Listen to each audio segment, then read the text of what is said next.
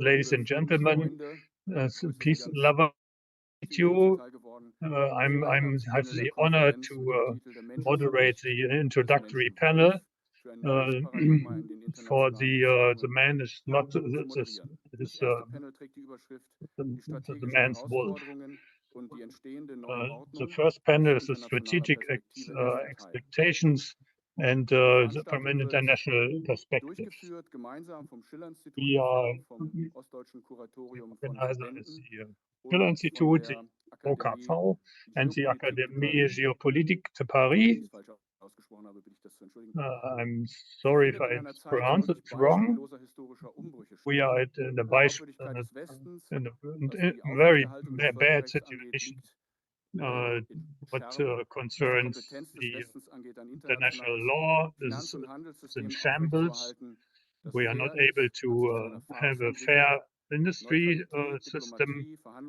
There's no sovereignty anymore, and we don't have anything like that in the West, especially the aggressive policy against Iran, China, Russia, and against Africa.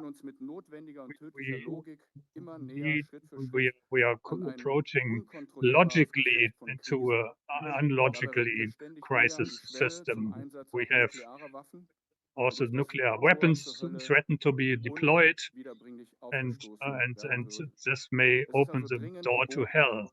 So it's very necessary to think about new international relations, to discuss long-term solutions, but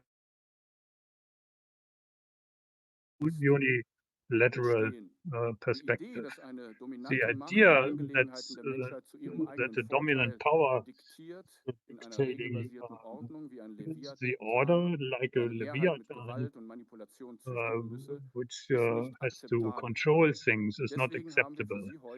Therefore, we have today and tomorrow a collection of unprecedented speakers who are presenting these ideas. They come from Europe, America, Eurasia, and Africa. Some are here personally, and some are online. This is in a series of conferences, a network, a dialogue between those powers in Europe and the majority of mankind, which is fighting for that aims. The BRICS are representative of that. But if you only listen at the German media coverage, you have never seen anything what is going on there. Here we are convinced about our situation that everybody must be downgraded.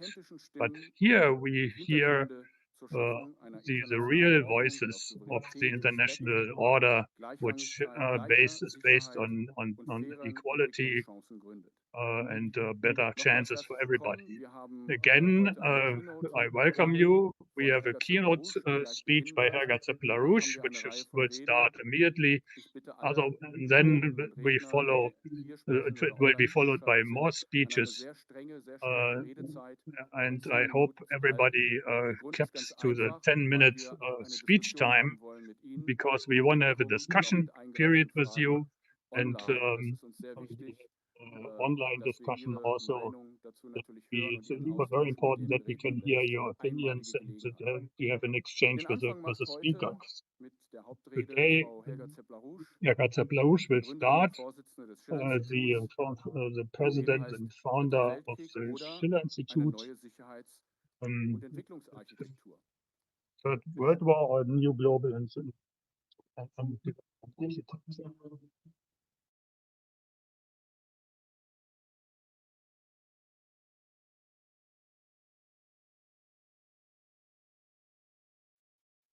Sehr verehrte Konferenzteilnehmer, liebe Freunde des Schiller-Instituts, der OKV und der Akademie Geopolitik. Ich grüße Sie hier vor Ort und überall in der Welt. Dear participants, I'd like to welcome you here to the conference of the Schiller Institute, wherever you may be, all friends of peace. We have gathered here today because we want to find a way out of the highly threatening strategic situation and to counteract widespread pessimism, indeed fatalism. It is indeed possible to intervene in history, provided one has a good plan and can mobilize sufficient forces to implement it. I would therefore like to preface our conference with this quote from Friedrich Schiller's work on the decline of the Netherlands.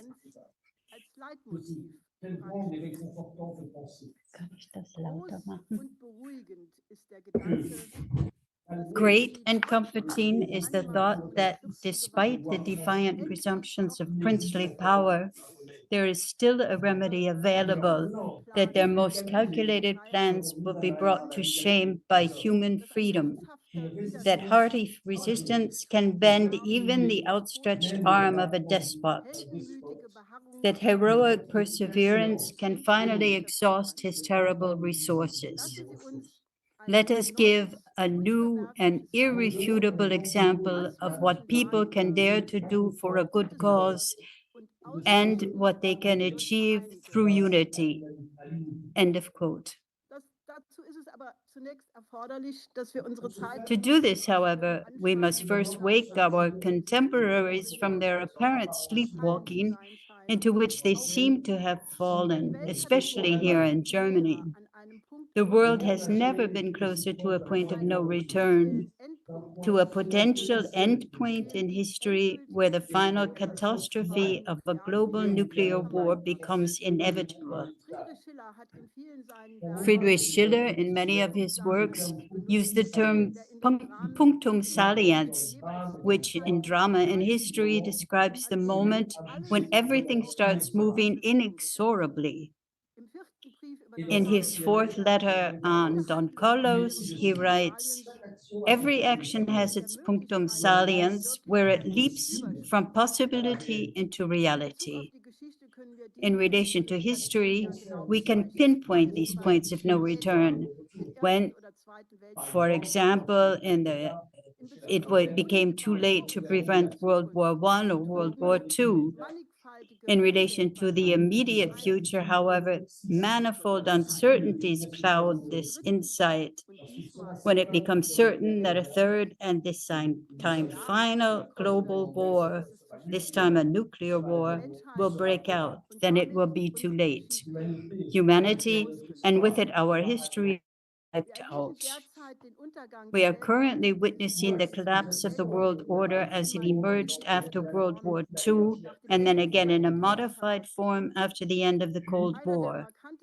One of the most significant milestones in this development was August 15, 1971, when President Nixon of the US embarked on the fatal path of deregulated monetarism with the introduction of flexible exchange rates, the consequences of which Lyndon LaRouche prophetically predicted would lead to a new depression, to a new fascism, and to a new world war, unless a completely new world economic system was created in time.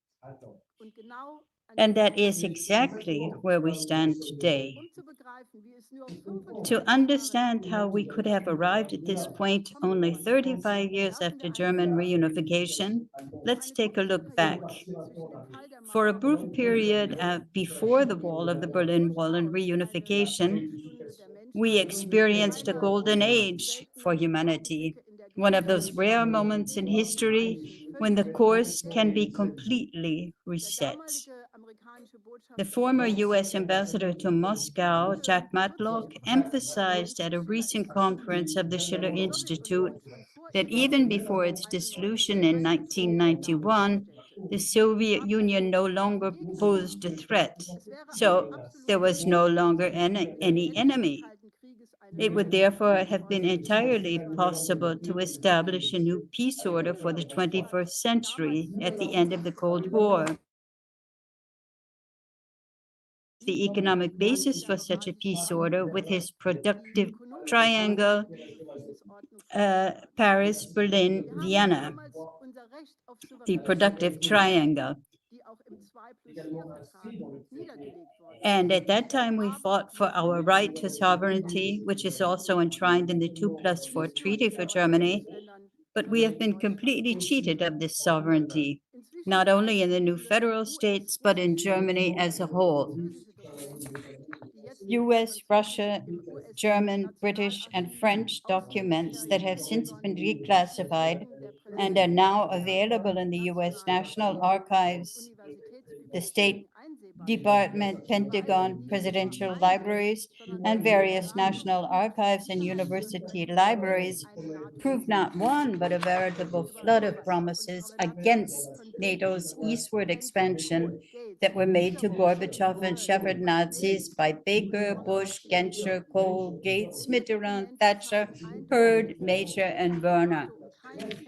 These documents clearly show that the promise not to expand NATO 1 inch to the east was so central that the Russian complaints of having been deceived are absolutely justified.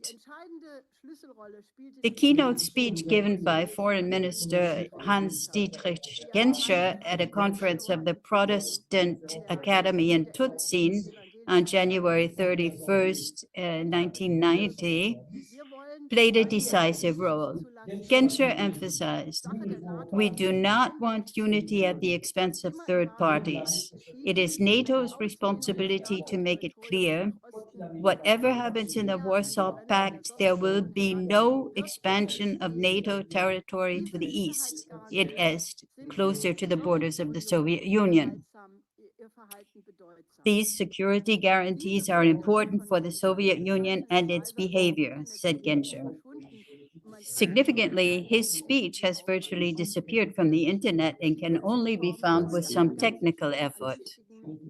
The Tutzing formula was to set off a storm of important diplomatic talks over the next 10 days, culminating in the decisive meeting between Kohl and Gorbachev on February 10th, at which Gorbachev gave his agreement in principle to German reunification.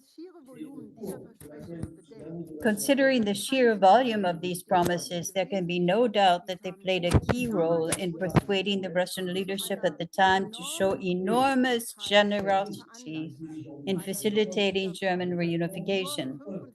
And that was just 45 years after the end of World War II. This makes it all the more understandable that Russia viewed the West's subsequent policy as a tremendous breach of trust. The motive for this change of direction lay in the fact that the neocons and their wolf of its doctrine prevailed in the US, which was intended to consolidate the US's leading role in a new unipolar world order. According to this doctrine, the US reserves the right to decide alone when and where to intervene militarily, including preventive strikes against perceived threats. Despite changing administrations, they determined policy as an expression of a permanent bureaucracy. What followed was the rejection of the Westphalian system of peace by Blair in his speech in Chicago in 1999, replaced by the policy of right to protect, the humanitarian intervention wars, which after September 9th, 2001, which LaRouche had prophetically predicted as the coming Reichstag fire on January 3rd, were waged under the banner of the war on terror in Afghanistan, Iraq, Libya, Syria, as well as color revolutions and regime changes, as well as NATO's eastward expansion, accompanied by the unilateral termination of all arms control and disarmament treaties, ABM, INF, Open Sky, KSE. While the US administrations had no problem with Yeltsin, who willingly submitted to the IMF shock therapy and thus allowed Russia's industrial capacity to be reduced to only 30% between 1991 and 1994, Putin's efforts to restore Russia's status as a world power stood in the way of the vision of a unipolar world order. The Maidan coup of 2014, in which Victoria Nuland played an unforgettable role, marked the serious beginning of a proxy war by NATO against Russia. The admission by Angela Merkel and François Hollande that the Minsk agreement had only served to train Ukrainian forces to NATO standards had contributed significantly to the now total loss of trust. Western military experts have pointed out that the relatively small Russian troop deployment in February 2022 proves that Putin had no intention of attacking the whole of Ukraine, but wanted to come to the aid of the Russian-speaking population in eastern Ukraine. On March 31st of this year, the New York Times published a 13,000-word article presenting the results of a year-long investigation based on 300 interviews, which documented that the U.S. had been commanding the war in Ukraine directly from the clay barracks in Wiesbaden since at least mid-April 2022, practically at the same time as Boris Johnson's intervention in Kiev, which sabotaged the diplomatic solution reached in Istanbul between Russia and Ukraine. While the official narrative of an unprovoked war of aggression remains the dogma with which even NATO-critical politicians feel compelled to begin their speeches, NATO's full involvement in this conflict is overwhelmingly documented. David Ignatius, the notorious mouthpiece of the permanent bureaucracy in the US, revealed as early as 2022 in a series of articles in the Washington Post where the conviction of politicians comes from who, despite all the evidence on the battlefield and in the economy, incessantly repeat that Russia will be ruined, or as German Chancellor Merz says, Putin must lose. Behind this lies the belief that the new revolution and warfare that has taken place in Ukraine, combining the trench warfare of World War I with the namely the use of AI to spy on the enemy, has checkmated Russia. Alex Karp, CEO of Palantir, sees it this way, quote, "The power of the most advanced algorithmic warfare systems is now so great that it is equivalent to having tactical nuclear weapons against an enemy who only has conventional ones. The general public underestimates this. Our adversaries no longer do." And General Mark Milley said at the end of 2022, "We are currently witnessing the way wars will be fought and won for many years to come." We are part of a military alliance with NATO in which Germany's survival is not a priority. On November 20th, 2024, Admiral Thomas Buchanan of U.S. Stratcom in Washington stated at an event titled Report Launch, Project Atom 2024, hosted by the Center for Strategic and International Studies, that the U.S. would be prepared to engage in a nuclear exchange if U.S. global leadership were at stake. His only reservation was that the U.S. should ensure that it retained enough nuclear weapons to maintain U.S. hegemony afterwards. Admiral Buchanan's remarks were not a slip of the tongue. They were backed up by the Nuclear Posture Review 2022, in which President Biden, or whoever is in charge in the final years of the Biden administration, reserves the right to use nuclear weapons preventively if the vital interests of the U.S. or its allies are threatened. Although renowned experts such as Ted Postol, as well as participants in NATO maneuvers, point out that Germany's survival would not be taken into account in an emergency. They would not be taken into account in an emergency. Otherwise, Buchanan's view that two tactical nuclear wars can take place and be won is pure fantasy.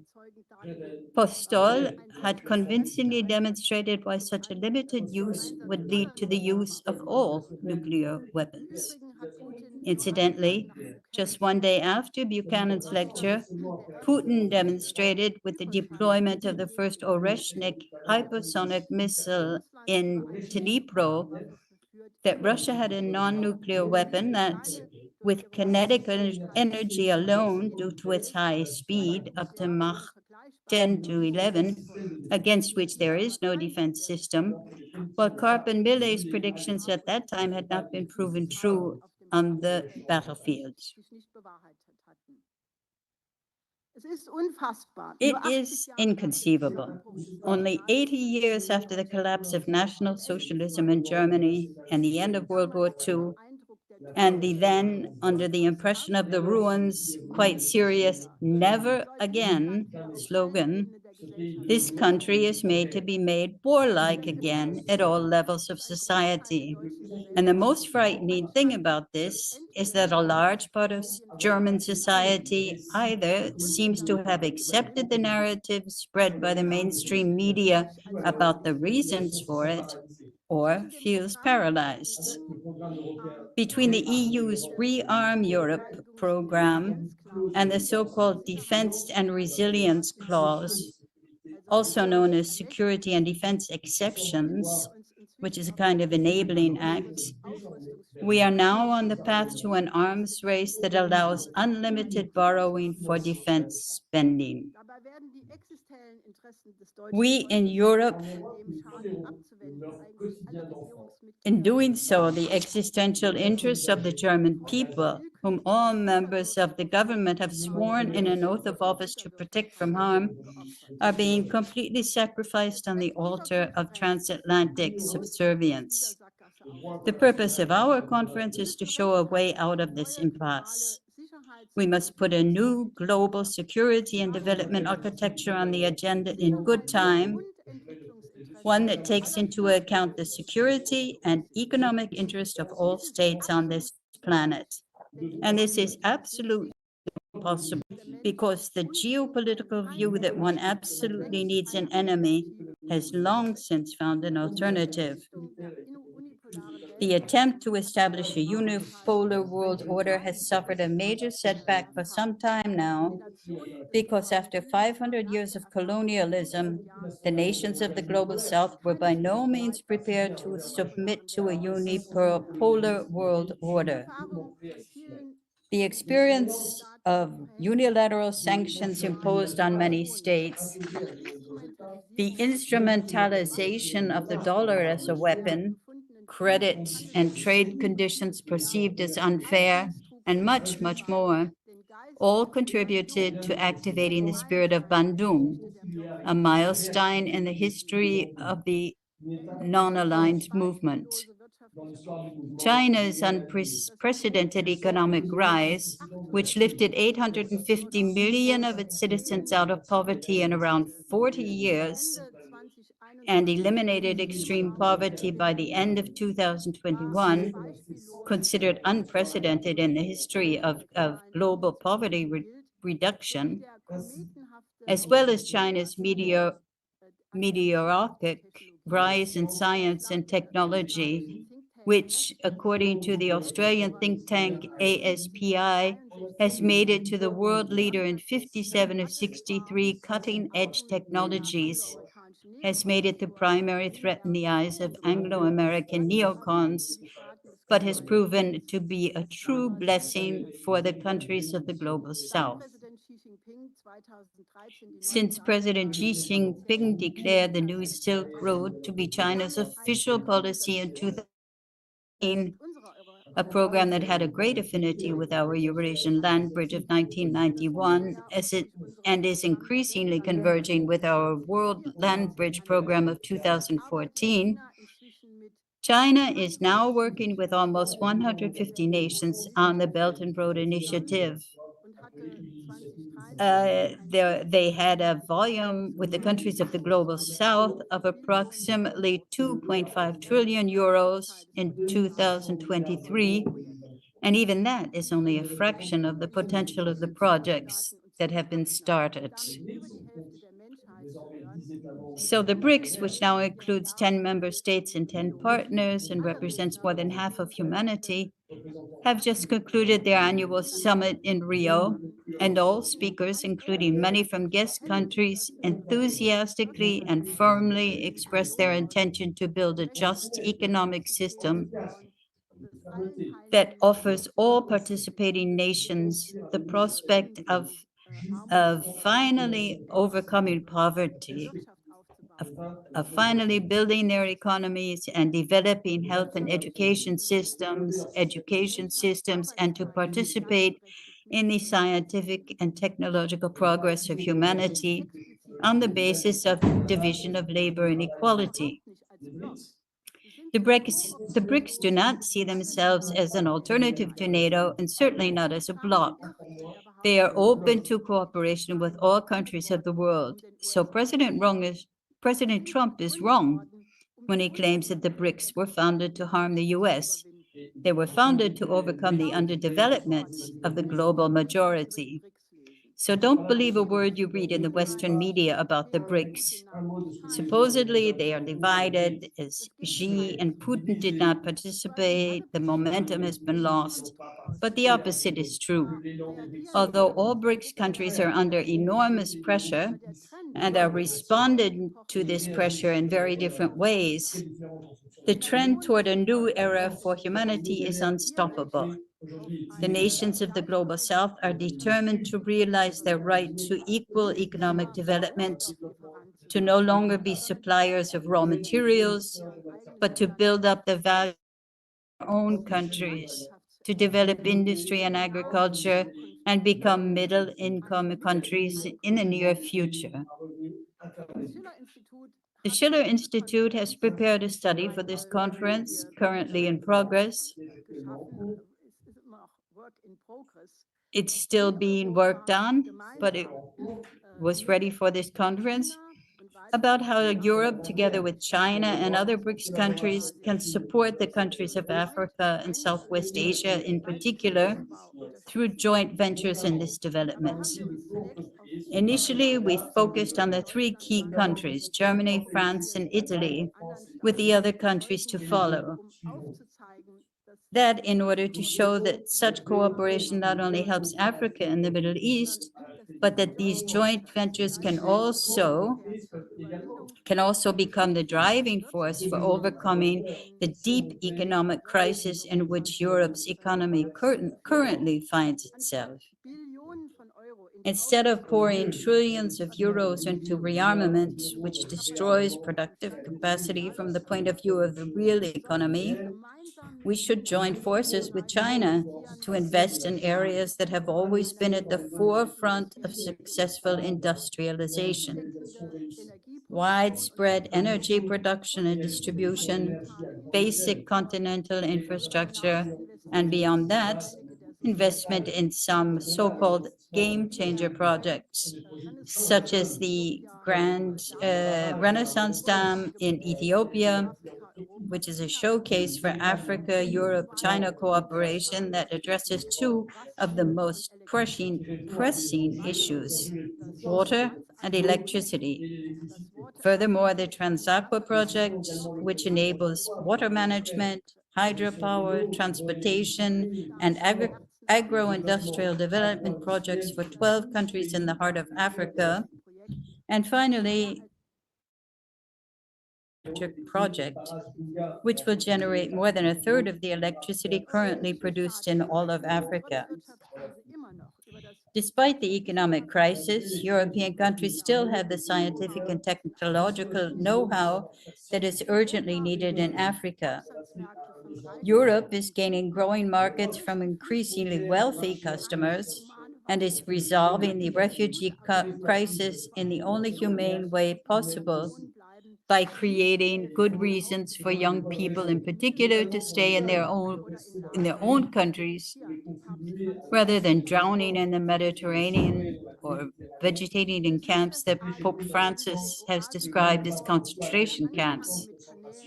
For Southwest Asia, we propose the Oasis Plan, which begins with canals between the Mediterranean, Red, and Dead Seas, and the desalination of large quantities of seawater for desert irrigation, and ultimately the greening and economic development of all of Southwest Asia as the center of the ancient Silk Road between Asia, Africa, and Europe.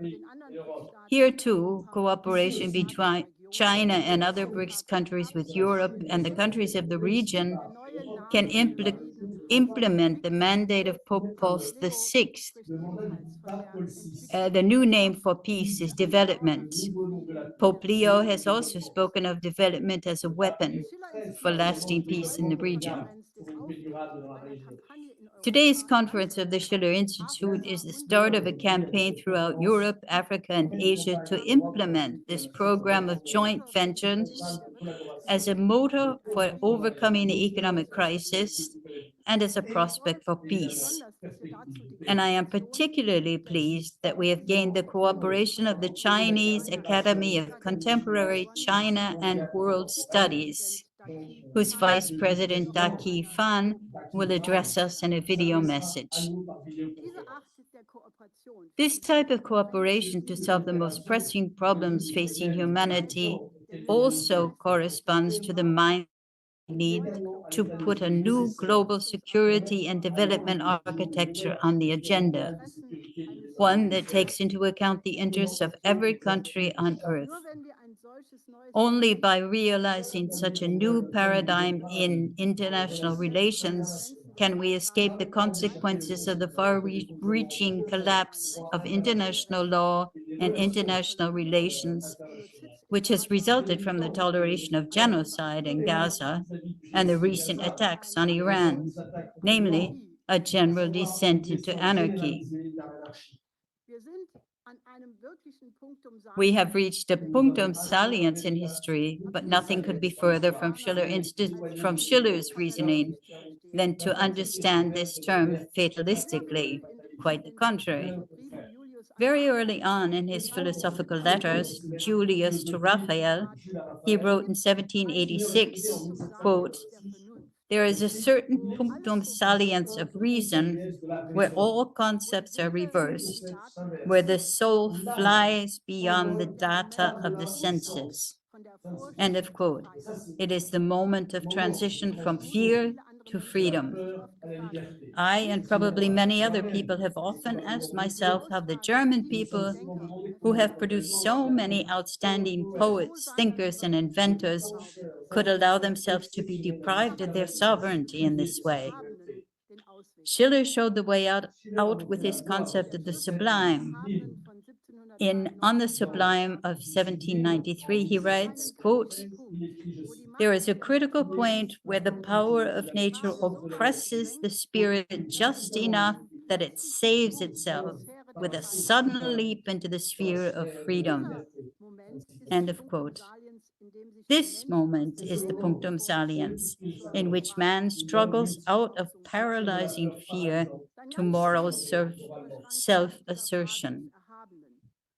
Throughout his life's work, Schiller grappled with this question of the sublime, of how man learns to act greater than circumstances seem to allow him to through aesthetic education. In a letter to Goethe, he wrote in January 1795, quote, "There is a punctum saliens in every art where the mechanical is transformed into the free, and this point must be found by genius. And humans show dignity when they find the decisive moment of self-control in the conflict between duty and inclination. The punctum saliens is the revolutionary moment in history when we realize our humanity. We will therefore do everything in our power to honor our namesake and prove ourselves worthy of the beautiful image he had of humanity.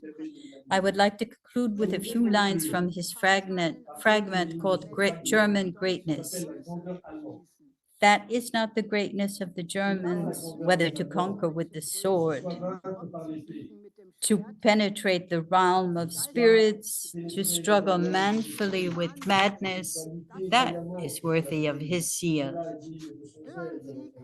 A higher victory has been won by those who wield the lightning of truth, who liberate the spirits themselves to fight for freedom of reason, means justice for all peoples, and applies for all eternity.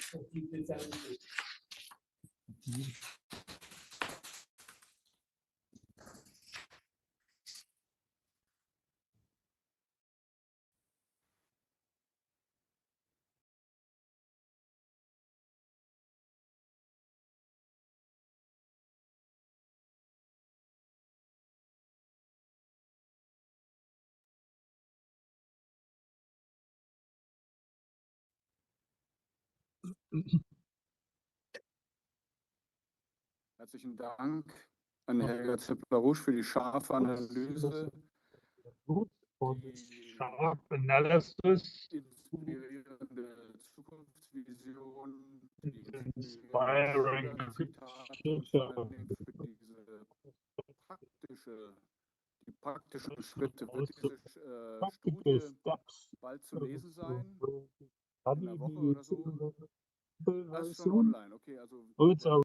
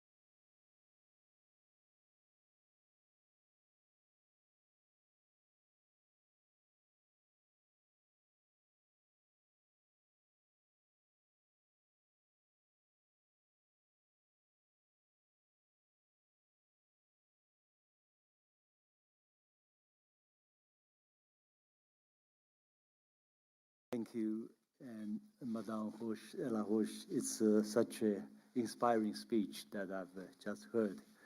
Hope, conference will do well in carrying out the ideas you have done.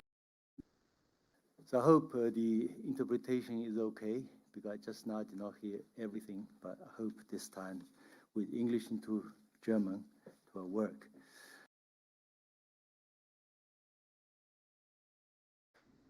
Panel 1 topic, cooperation between BRICS and Europe to implement the Oasis plan and the Agenda 2063 for Africa. As we all know, today, I think the world of multipolarity is already there. It's a multipolar world.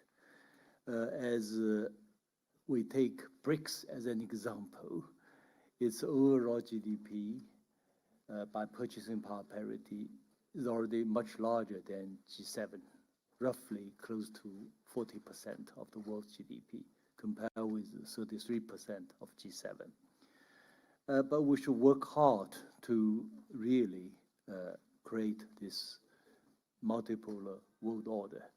I think our discussion today on this topic is part of this effort to build a kind of infrastructure, architecture, multipolar world. It's not easy, but we have to try hard. Now, concerning BRICS and Europe, maybe I could focus on the troubled relations between China and Europe. Indeed, there are already some trilateral projects, China, Europe, Africa, in place. Some have been already completed. For instance, Madame LaRouche just mentioned this Ethiopian Renaissance Dam project, huge one. It's a success. But on the whole, we're not that optimistic. So far, what we see from the side of EU, it's deep-rooted mistrust. And for all kinds of reasons, from a Chinese point of view, Europe today is no longer that autonomous, not to mention independent. So become a kind of, even French President Macron mentioned a kind of vassal status to the United States. So they try to serve American interests rather than real European interests. For people outside Europe, it's so clear, it's so evident, it's a common sense. You are not independent. You're hurting your own interest. I'll give you an example. For instance, thanks to China's effort to make sure its own security, we have achieved energy self-sufficient rate of 85%.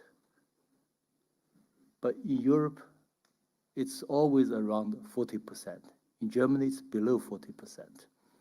So for this kind of energy self-sufficiency level, you can tolerate this kind of bombing, destruction of the North Sea, and then no investigation. It's just a shame, you know. So this is unacceptable, and that, of course, undermine German industry, manufacturing sector, and Europe as a whole. Just a case of this example. But if you look at the Chinese BRI initiative, Belt and Road Initiative, it's already an investment of over $1 trillion. Maybe 1/3 is for Africa. And China has built or upgraded over 10,000 kilometers of railways. And we have built over 100 ports for Africa. So this is infrastructure. Yet from the EU's perspective, it's about geopolitical rivalry, China versus Europe. From a Chinese point of view, it's very simple. There is a huge infrastructure index for Africa to develop. And China had this competitive advantage. So let's have a discussion with what we call the three togethers: discussing together, building together, benefiting together. So it's well received in Africa. And from a Chinese point of view, if we look at Europe, you know, at least two huge mistakes made by EU as a whole. One is this in the year 2011, when the Arab Spring occurred. We in China, me included, predict Arab Spring will become Arab Winter. It will undermine European interest and Western interest as well. So in the end, Arab Spring becoming Arab Winter, and this refugee crisis, which hurt so much European interests. And then if we look forward, the second case is the rise of the African economy. This is good. It's on the whole positive. But another aspect we cannot ignore is this high population growth rate. In the 1950s, European population doubles African population. Now African population twice the size of European population. And in the coming years, it will be even higher. So you must create jobs in Africa and help Africa develop its own domestic industries. This is what China is doing for Africa. We're building actually a regional network of air, land, and whatever, regional system for Africa. In the past, if you want to travel from West Africa, say Ghana, to Kenya, East Africa, you have to go via London because it's a colonial system. It's all metropolis deciding everything. But China said, let's have African, Chinese philosophy, unite and prosper, not divide and rule. So let's build this regional transportation network based on principle of discussing together, building together, and benefiting together. It's working well, it's on the way. Yeah. So why not European companies do not join this project? It's not about geopolitics, it's about one mankind. And also, we say, whatever, profiting together, this is fine, yeah. So it's really consensus. You are out of your own interest to join BRI, rather than, we force you, compel you to join this project, whether it's with regard to European companies, Russian companies, American companies, or African companies. It's a voluntary. So this is trouble really. Everything now is looked at through this geopolitical rivalry perspective, and from the so-called lens of democracy versus autocracy. I think it's extremely stupid. It's out of touch with the real world. Yeah.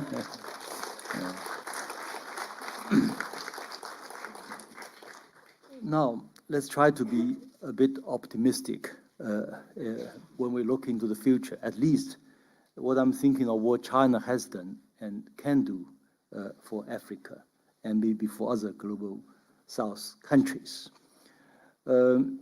Chinese philosophy is very much influenced by this tradition of what we call the can-do spirit, get things done. So I would say, China acts and EU or Europe talks.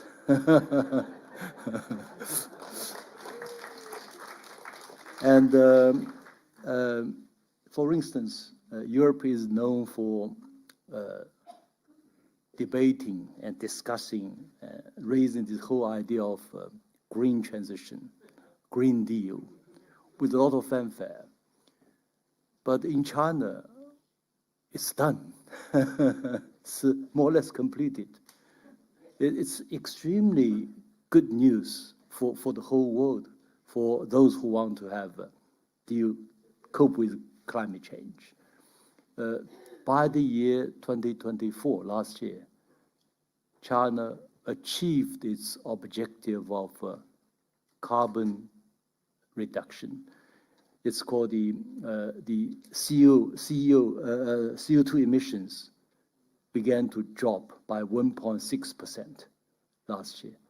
While Chinese economy is already the largest by purchasing power parity, has maintained the speed of growth roughly, roughly 5% a year. So it's the largest manufacturing industries and trading nation in the world. Yet we still manage to ensure that overall CO2 emission dropped. But the China government is very cautious. They did not announce that. They are saying because this is only 1.6%. So I'm not very sure, say by this year it will maintain or it will still be objectives, double carbon objectives. So it's by the 2030, we reverse this trend. And by the 2060, it's neutrality, carbon neutrality. So we are doing this very honestly in a down-to-earth spirit with one 5-year plan after another. So with this, what we can see is today China produces roughly 2/3 of solar panels, EV vehicles, and renewable energies for China and for the world as a whole. China became the largest exporter of EV cars. And as a result, indeed, today's climate, whatever, this whole battle against climate change may be possible with the Chinese model. And as in the first place, this whole, whatever, facilities, equipment needed for combating this whole climate change, made in China, it's affordable, for Africa, for many other countries. So this is transformative, this game changer, it's revolutionary. But what we need is a collective will to do that. And the second good example I want to quote is the whole effort, I think Madame LaRouche mentioned several times, the Oasis plan, which Schiller Institute was already made available, advanced it back in the 1970s. Yet today, in terms of technologies and green financing for these fighting desertification in Africa or in the Middle East, from Chinese experience, can be achieved. I'll give an example. And China completed a huge desert reclamation project called the Taklamakan Desert. It's one of the largest deserts in the world. It's the size of Germany, the whole desert in Xinjiang. That's been encircled with a green belt. Huge effort. It's the effort of 46 years, continuous efforts. And within this green belt, we have what we call the photovoltaic farms, where millions of solar panels are installed to generate renewable energies. And underneath are drought-resistant vegetations. So Xinjiang, because this desert is in Xinjiang, Xinjiang now is one of the largest producers of grains and wheat and corn in China. Unbelievable success. Yeah. So the most ridiculous story in the Western media, including German media, is the story about Xinjiang. It's so ridiculous for Chinese. You can only laugh at it, you know. So if we leave these medias in darkness, whatever they do, every year at least 200 million visitors go to Xinjiang from China. So evident, on the whole, it's a very successful story. And this also means if we have a security structure in Africa, in Middle East, Chinese equipment, Chinese technologies, and the green finance, China is also doing very well, world's largest green financing market. We can work together, you know, put this Oasis plan into reality. And finally, I just want to say that behind this, what I call very important Chinese ideas. Of course, the most famous one is Xi Jinping's idea of building a one humanity, shared future for mankind. Rather than we reject categorically this American formula of on the table or in the menu. No, this is the world of wolf, yeah. It's not the real human world. And also the idea I mentioned, the Western idea is divide and rule, which is very stupid. We should promote unite and prosper. We do this at home within China over the past decades. Now we are promoting this idea to the whole world. So I think with all these hopefully positive news, we can make this conference a greater success. Thank you very much.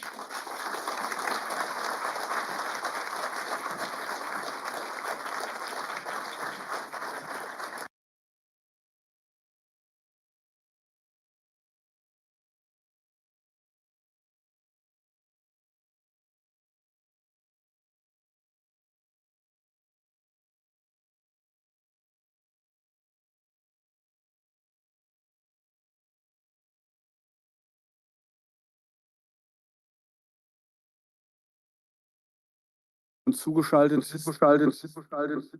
Ja, ich kündige nochmal an, sie ist die ehemalige.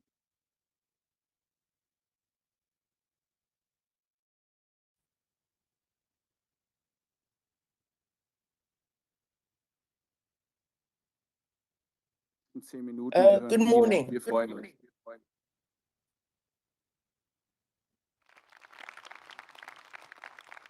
Thank you very much, Chairperson. I'm also the current and new chairperson of the Nelson Mandela Foundation. And I wish to remind all delegates present in the meeting that on the 18th of July, it's Nelson Mandela International Day. And it is the day on which Nelson Mandela asked each one of us to devote 1 hour to doing something for another person or a needy community. So I hope all of you have plans for the 18th of July when you will honor the request of the late President Nelson Mandela, who asked only this one thing of all of us human beings. Allow me to begin by thanking Dr. Zepp LaRouche and the team at the Schiller Institute for inviting me to participate in this very important Berlin conference. I regret that I'm unable to be physically present as I am currently in the United States of America. I believe this Berlin meeting is extremely important. For Africans, as you would know, the concept of a Berlin conference can be a frightening reminder of our colonial past and the 19th century role Berlin played in sanctioning colonialism. I therefore applaud the Schiller Institute for bringing the voice of freedom, justice, peace, and security to Berlin, and I hope that Berlin will take the lead in creating world conditions in the globe that are a counterweight to the current hostile environment that has been created by the most powerful in the world. The Schiller Institute has taken on a very important task of generating fresh and informed conversations about our world today. All of you present here are aware that we are at or near the tipping point as the global community, particularly with respect to the possible eruption of an unmanageable global conflict, a global war, or indeed a trade war that will cause immense harm, particularly to developing countries. The Institute's initiative for building an international peace coalition is going to be an important contributor to the development of a new global partnership and a fresh approach to multilateralism. I wish to affirm that as South Africa and many countries on the African continent, we firmly believe in a multipolar world. And we believe multilateralism is most appropriately supported through an efficient, effective, and reformed United Nations, particularly its Security Council, which has to play its role of ensuring peace and security. The continent of Africa supports all initiatives for peace. Peace is good. Peace is very closely associated with development. Our continent, Africa, remains challenged by poor of industrialization, by poor manufacturing capacity, and by the absence of technology innovation for adding value to Africa's rich natural resources. In addition, Africa suffers from internecine conflicts, a lack of democracy in many countries, and weak human rights practices, as well as public institutions that cannot execute a public service role efficiently. All of these add to the significant problems that Africa has. But fortunately, Africa has begun to focus on solutions. Digital technologies and innovation are finding roots in African economies, such as Kenya, Nigeria, Rwanda, and South Africa. Increased investment in agriculture and basic social services, such as health and education, are also supporting significant progress. In my view, the most important African Union-led Agenda 2063 for the Africa we want. Agenda 2063 provides an implementable framework for the development of Africa, an Africa that all Africans desire by 2063. Our African Union is steering and leading implementation of this agenda and is seeking partnerships with international collaborators to assure that we achieve implementation of the 17 priority initiatives set out in Agenda 2063.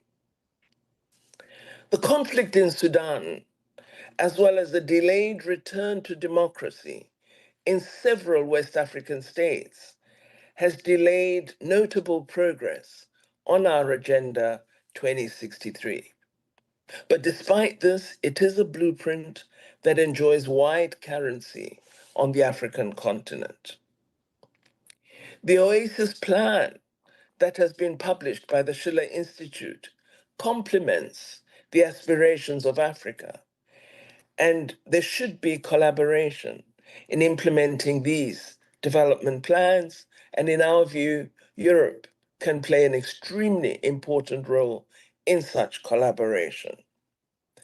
Furthermore, both the Oasis Plan and Agenda 2063 link very neatly to the United Nations Sustainable Development Goals. All of these development plans should be the focus of the global community, and it is most concerning that current global discourse does not refer at all to development. Current discourse is very masculine, it's very conflict directed, and it is totally at odds with the SDGs, with Africa's Agenda 2063, and with the Oasis Plan. It is vital for delegates at this conference to find ways of reaching out to world leaders, leaders that are part of the G7, that are part of BRICS, that are part of G20. And in one voice, we should gather sufficient momentum to persuade these leaders that more growth, more development, and more security would be achieved if these plans became the core of global action.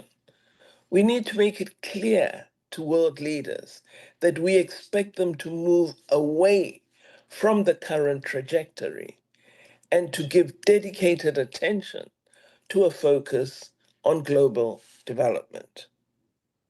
The negative and toxic geopolitical environment in which military power and economic bullying are dominant will never contribute to building a better world. Efforts at securing global cooperation need to be intensified, and increased attention to building respect for multilateralism, respect for international law, are the only routes to creating a world in which inequality, poverty, and exclusion could be addressed. These three problematique are the key focal areas the global community should unite on. The conference that you're holding today needs to arrive at Berlin conclusions that affirm collaboration, that support investment in the vulnerable and marginalized, and conclusions that strongly reject conflict and increased militarism. I hope that the deliberations you have today will set a new agenda for the global community and will begin a process of turning countries away from the attitude of seeking to destroy each other. We have seen reversals due to the conflictual environment in our progress with gender equality, in our progress with non-racism, in our progress with development. It is thus urgently necessary for all of us in the global community to join together in creating a world that is more just, that is peaceful, and that is focused on ensuring all have a livelihood and all can enjoy development.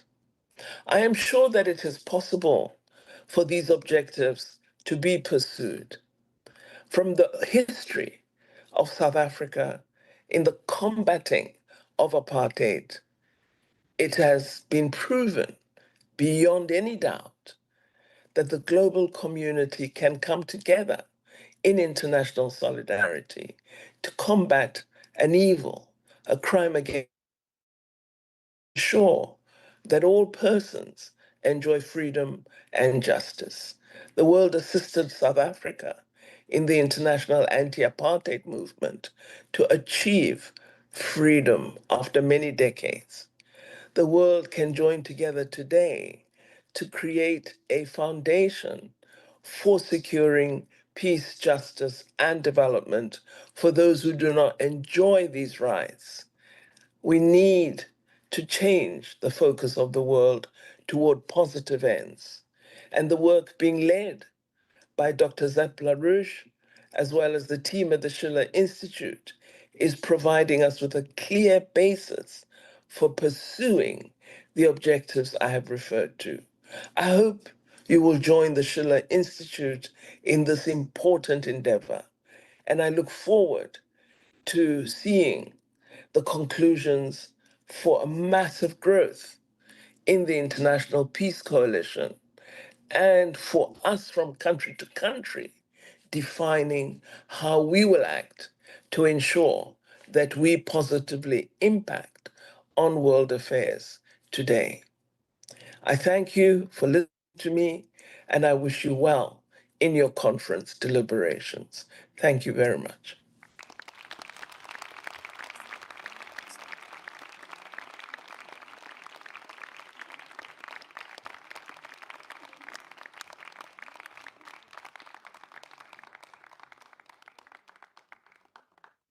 Vielen Dank. Wir können wirklich sehr froh sein, dass wir eine so bedeutende Stimme Afrikas und weit darüber hinaus für die Menschheit hier gewonnen haben. Ich möchte als Redner ankündigen, mein Freund Hans von Sponeck, ehemaliger Beigeordneter UN-Generalsekretär. Er wollte auch persönlich kommen und dann hat ihm seine Ärztin einen Strich durch die Rechnung gemacht und gesagt, er sei im Moment nicht reisefähig, seine Zugfahrt hätte 7 oder 8 Stunden gedauert. Deswegen ist er aber trotzdem per Zoom zugeschaltet. Er war damaliger UN-Koordinator für die UN-humanitäre Hilfe im Irak. Und seine Rede heißt die strategischen Herausforderungen und die entstehende neue Ordnung. Ich freue mich sehr. Hans von Sponeck.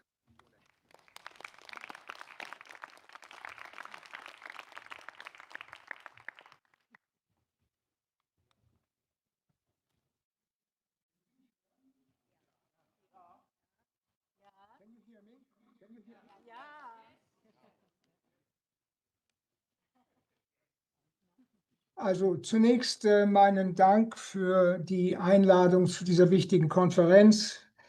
Ich bin dankbar hierfür. Und zu dem Konferenzthema möchte ich Folgendes sagen.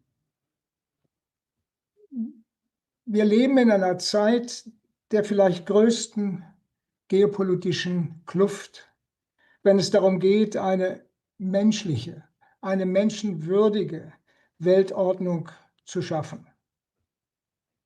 Der Traum von Jalta, der große Traum von Jalta von 1945, Kriege hinter uns zu bringen und bilaterale Aggression durch multilaterale Zusammenarbeit zu ersetzen, war ein sehr kurzer. Er wurde ersetzt durch einen bis heute wirkenden, ja, ich kann kein besseres Wort finden, einen Albtraum der Furcht, der Ungewissenheit und der Konfrontation. Vom Traum geblieben ist lediglich die Charta, die Charta der Vereinten Nationen mit ihrer zeitlosen Ethik und ihrer profunden Vision für alle 8 Milliarden Bürger unserer Welt. Die vielen internationalen Kriege und nationalen Konflikte, die es weltweit seit der Schaffung der UNO gegeben hat, bezeugen ohne Frage, dass die politische UNO als Legislative der UNO, besonders der Sicherheitsrat, eben weitgehend unfähig geblieben ist, ihr Friedensmandat zu erfüllen. Ich sage es nicht leichtfertig, wenn ich behaupte, dass eine Hauptsache hierfür ist,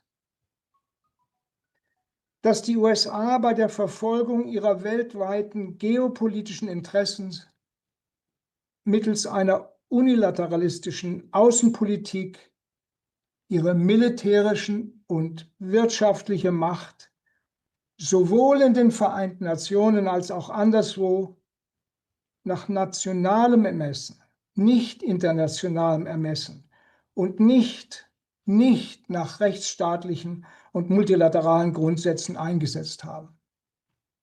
Dieses Verhaltensmuster ist für mich die einleuchtende Erklärung sowohl für die Turbulenzen in den internationalen Beziehungen als auch für die oft enttäuschende, ohne Frage enttäuschende Leistung der Vereinten Nationen. Möge dies, ich bitte Sie, möge dies als ernstzunehmendes Faktum und nicht als ideologische Aussage bewertet werden.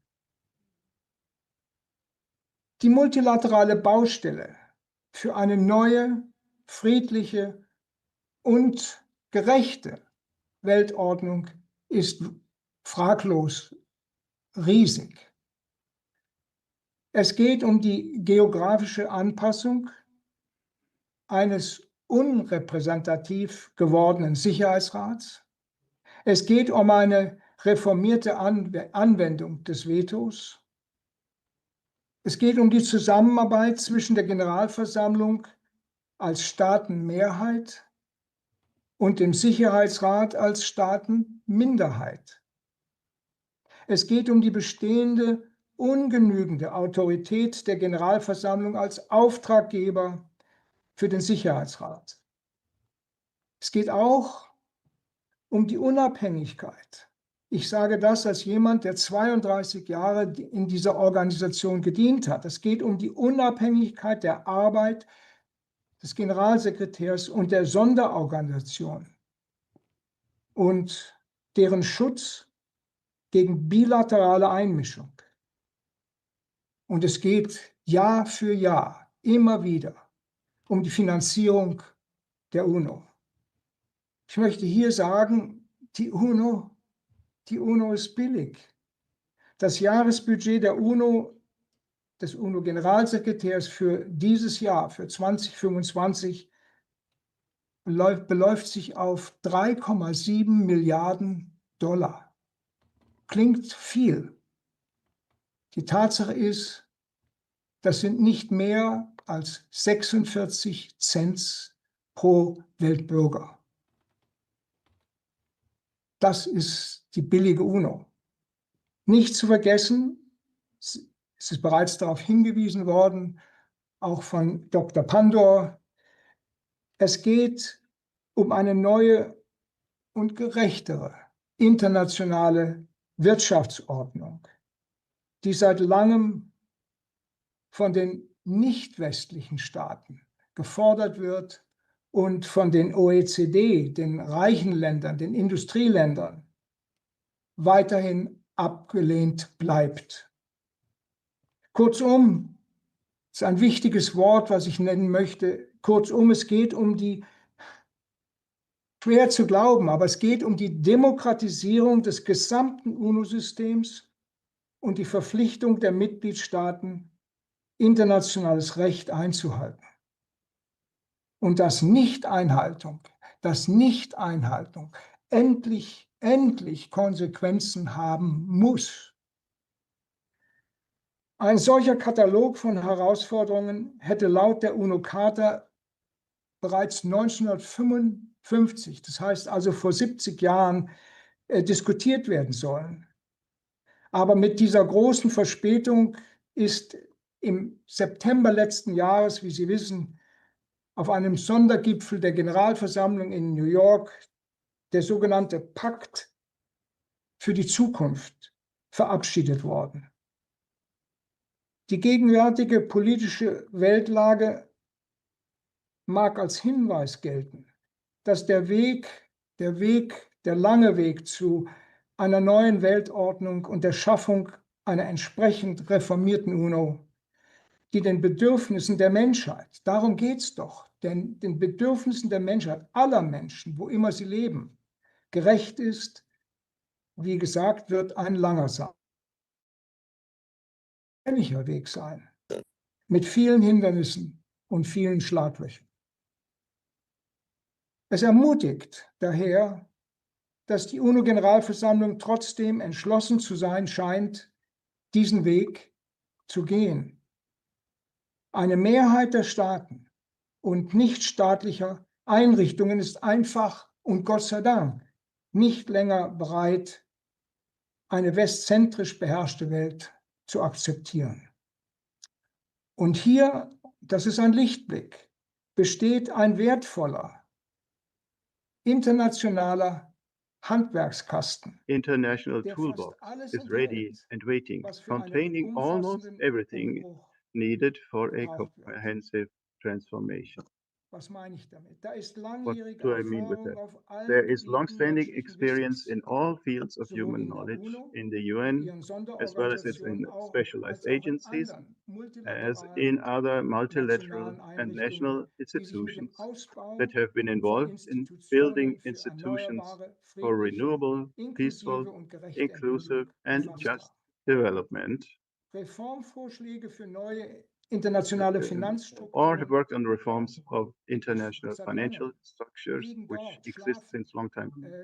Keiner kümmert sich um gute Vorschläge. No one takes care of good Klimawandelwissenschaftler und Fachleute proposals. There are also wird climate selten change gesagt und muss aber scientists, this gesagt is werden, rarely für said, Tradition und and Lokalwissen, experts in das tradition and local weitgehend knowledge, bis vor kurzem einfach which ignoriert wurde, was stehen bereit, sich just einzubringen. ignored since a very Die short time. UNO-Charta The UN Charter und die beiden Pakte für and the two politische, covenants bürgerliche, on political, civil, wirtschaftliche, soziale und economic, kulturelle social, Rechte and sind cultural rights wertvolle and other Reform international law Wegweiser für are die Zukunft. valuable guides for the future.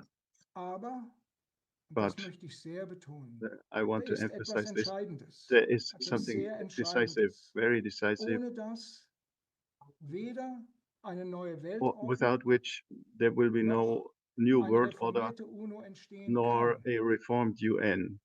Das ist der politische Willen The der political will Großmächte, of the major der powers Großmächte, sich to einstimmig für einen unanimously commit zukünftigen themselves to und a future menschlichen, ich betone multilateralism erneut menschlichen and Multilateralismus zu emphasize bekommen. human. Aus meiner Sicht die gegenwärtige so zerstrittene Welt macht es This world schwer, which is selbst für einen Optimisten wie mich, an die Utopie even des for an Friedens optimist like me, zu glauben.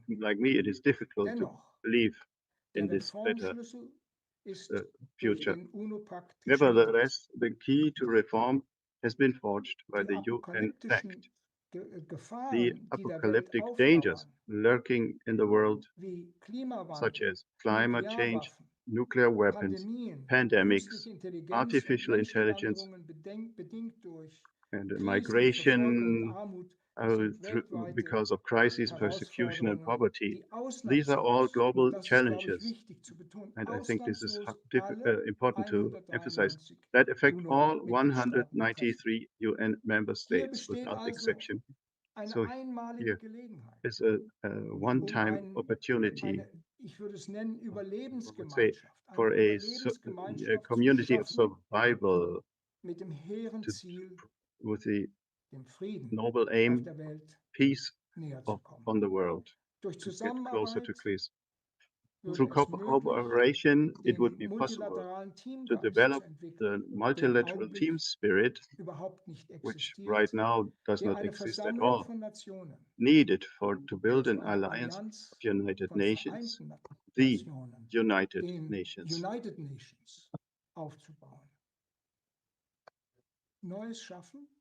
To create something new means to put resistance. To resist is to create something new. The great Frenchman Stéphane Hessel, who said this, must not be forgotten. Thank you very much.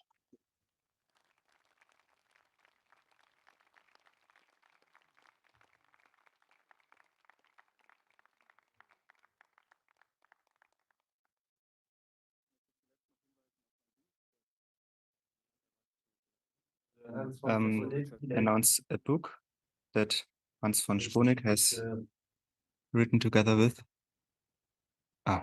Sorry, I cannot hear him.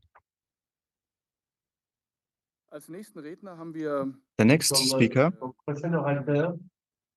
Analysten, it will be the Akademiker, well-known analyst Dimitri Trenin. He's the leader, he's supervisor of the Institute of World Military Economy and Strategy at the Higher School of Economics University in Moscow. I hope you can hear us all. We are looking forward to your title, a new global security system. Let me give a huge thanks to the Schiller Institute, to Dr. LaRouche for inviting me to this conference. I would love to talk about peace and development and many other uplifting issues. But in the last few weeks, the world has experienced crises, one of which is still ongoing, involving nuclear powers. One in South Asia, one in the Middle East, and the third one in Europe, in Ukraine, but not essentially over Ukraine. One of the most striking revelations of 2025, not just for me, but for many of my colleagues here in Moscow, has been Europe moving toward the front line of the conflict in Ukraine and turning itself into the main adversary, a near enemy on the battlefield for Russia in the West's proxy war against Russia in Ukraine. In my view, this is out of two developments. One is Russia beginning to win the war in Ukraine. The other one is the United States under the Trump administration deprioritizing Europe to focus more on Asia, essentially on China. In this new environment, the analysis of my colleagues and myself goes, Europe's leaders found it useful to cast Russia into the role of the enemy at the gate as the main vehicle for further consolidation of Europe into a power center, into a strategic actor. And standing up to Russia has been elevated to the almost to the new unifying idea for Europe. After achieving peace among European nations, after the Second World War, after the unification of Europe, rather absorption of Eastern Europe into a greater European Union, the current grand idea of European integration seems to be standing up to the barbarians in the East. This notion is based on the, in my view, ludicrous assumption that Russia is poised to attack Europe in the medium-term future, next 3 to 5 years. You don't ask where this sort of intelligence comes from, because even asking that question could put you into the position of, into the category of a Putin agent. But this is widely accepted among the normally critically minded people of Europe. From the Russian side, it looks like Europe is not only talking about potential Russian aggression in the medium-term future, is not busy deterring that aggression, but actually is preparing to fight against Russia in the next 3 to 5 years. This is different from the Cold War period, when I think the emphasis was very much on the Cold War confrontation. Today, the situation is much more dynamic and thus much more dangerous. And I think that this is being taken with more and more concern in Russia, because, as I said, this comes as a revelation. For decades during the Cold War and even after the Cold War, Europe was seen more or less as a group of vassals to the United States, countries that have become totally pacifist or near-pacifist, that they were only serving the interests of the United States. This notion is being revised across the board in Russia. As I said, Europe is now in the front line, is in the historical position, unfortunately, of a group of countries that are preparing for military engagement with Russia. So Europe's involvement into the war continues to grow. Europe is replacing the United States as the main purveyor of arms and munitions to Kiev. It is upgrading the systems it has been transferring to Kiev, and that would include long-range missiles, also from Germany. So essentially, Europe is getting nearer and nearer to directly participating in a war with Russia. And people are also talking about European troops being potentially sent into Ukraine, despite the many, not only protests, but warnings from Russia that this was intolerable and would constitute a very dangerous act. So we are deeply struck also me included, because I spent a lot of time in Germany in the 70s and the 80s, and have been visiting the country many, many times. Have a lot of good colleagues and many friends in Germany. But it gives me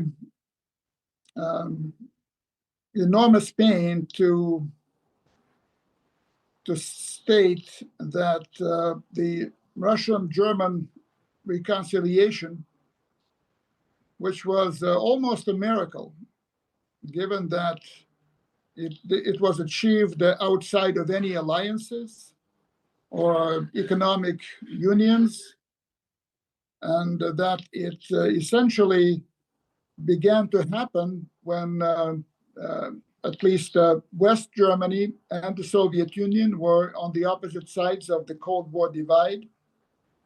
That this reconciliation that was cemented by Moscow's acceptance of and actually support for Germany's reunification 35 years ago, that this reconciliation is no more. It's in tatters, and it's a tragedy in my view. Something that I personally hailed as a miracle, that was totally incredible. One of the things that you cannot expect to happen. It did happen, but then it became undermined progressively. I would say over the past 20 years, it has been undermined, and then it sank before our very eyes. Let me conclude by saying that we find ourselves at a very European leaders, if I may call them that way, would delude themselves in thinking that Russia will not respond, at least not retaliate against themselves, against the European powers, for what they are doing in Ukraine and the weapons that they are sending to Ukraine to hit Russia. Let me also say that this point is more dangerous. The point that we're going through is more dangerous than almost anything else we've seen during the Cold War. And I would say that it's more dangerous than the Cuban Missile Crisis of 1962. And one of the predictions that I hope we can still avert, I hope we can still make sure that it doesn't happen, that this present crisis will not stop until and unless we look into the abyss like they did in 1962 and step back from that. But unlike in 1962, the new nuclear crisis that could put in question the continued existence of much of the world, if not the entire world, will not happen over there, will not happen in the Caribbean or anywhere else. It looks like it is going to happen unless in this 11th hour we mount a joint effort to achieve an agreement that will stick, an agreement that will stabilize the situation in Europe's east. Finally, let me say that things could have been averted. This crisis would have never happened, but for NATO's enlargement reaching Ukraine, and I would say initially also Georgia. The idea that Ukraine would become a member of NATO. That was the real red line that led to this war. The crisis in Ukraine could have been prevented or could have been stopped in its tracks, and the situation could have been could have been stabilized had the Minsk agreement of 2015, 10 years ago, been honored by all parties. But this agreement, as Frau Merkel confided into us some time ago, was seen as simply a means to win time for Ukraine's rearmament. We could have stopped the war that began on a large scale in 2022 had the Istanbul draft treaty been signed, but in fact it was torpedoed by the joint efforts of the United States and the United Kingdom. We haven't used the 3 chances, so it may be that God has run out of chances to give us. But I still hope that we can avoid the worst. Let me leave you with that hope. But the situation is really dire. Thank you very much. And apologies for bringing a lot of dark clouds to the horizon of the Schiller Conference. Thank you. Thank you.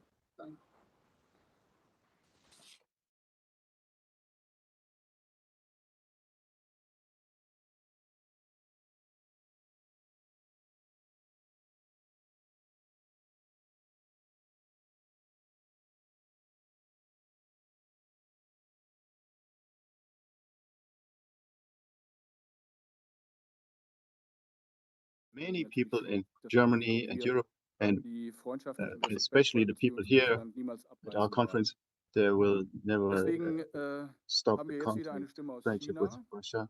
And now we have a speech from China, which was sent in by Mr.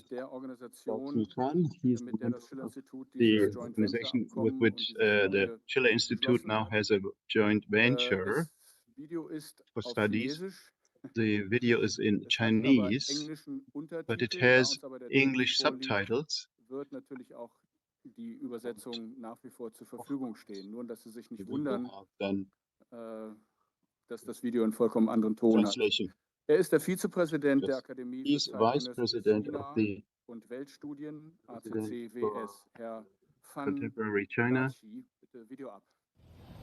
尊敬的各位嘉宾、各位朋友，大家好，我是当代中国与世界研究院范大奇，很荣幸参加席勒研究院举办的为国际关系开辟新范式的国际研讨会，与在座各位分享当代中国与世界研究院同席勒研究院的联合研究报告内容构想和未来双方拟开展的合作事项。2025年5月6号，中国国家主席习近平同欧洲理事会主席科斯塔、欧盟委员会主席冯德莱恩互致贺电，热烈庆祝中国和欧盟建交50周年。习近平主席指出，中国和欧盟是全面战略合作伙伴，也是推动多极化的两大力量，支持全球化的两大市场，倡导多样性的两大文明。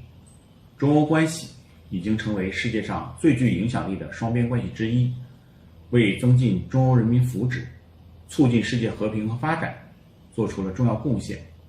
习近平主席高度重视中欧关系发展。面向未来，习近平主席强调，中欧双方要坚持多边主义，携手应对全球性挑战，共同推动平等有序的世界多极化和普惠包容的经济全球化，为世界的和平、稳定、发展、繁荣做出更大贡献。欧盟领导人也表示，欧盟和中国建立起广泛联系，成为彼此最重要的贸易伙伴，为双方人民福祉和经济发展繁荣做出贡献。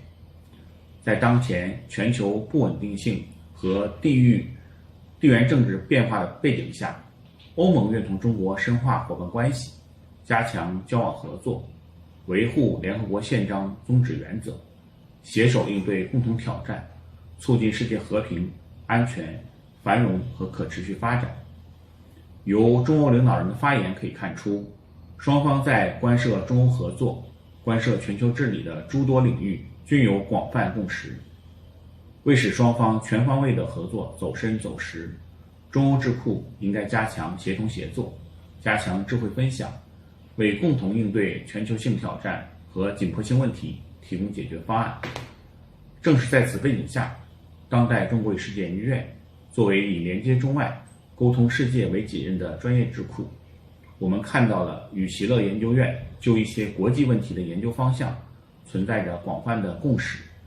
基于此，当代中国与世界研究院同席勒研究院合作开展了主题为中欧经贸合作的联合研究，以期抓住中欧发展的历史性机遇，拓展中欧经贸合作思路，共同应对外部风险，促进中欧经贸关系向好发展，为维护全球经济和贸易秩序贡献智慧与力量。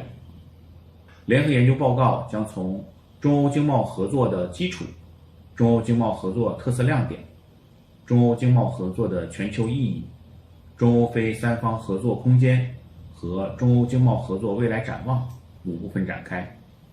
经初步研究，我们认为在全球化遭遇逆流、单边保护主义抬头的今天，中欧经贸合作已超越双边关系范畴，成为稳定世界经济、维护多边贸易体系、保障产业链供应链安全、引领数字革命以及推动全球治理的关键力量。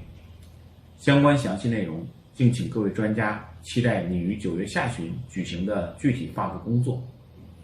同时，为促进当代中国与世界研究院和席勒研究院的长期合作，双方拟于近期正式签署合作备忘录，建立共同研究信息共享机制，加强双方在学术研究及传播领域的务实合作。后续双方还将围绕中德关系、中欧关系、全球治理、人类命运共同体理念、3大全球倡议、一带一路国际合作、古典学研究、数字科技、现代化进程、清洁能源、全球减贫事业发展等课题，以及中欧在第三方市场，特别是非洲地区的发展合作，开展联合研究，携手为完善全球治理贡献智慧力量。女士们、先生们、朋友们，中欧关系的定位是伙伴，主流基调是合作，关键价值是自主，发展前景是共赢。相信我们与席勒研究院的联合研究成果将推动政府、高校、企业、民众多方对话合作提供新思路、新方案。中欧携手必将会共同开辟下一个更加坚韧自主、更加成熟稳定、更加目光远大的50年。谢谢大家。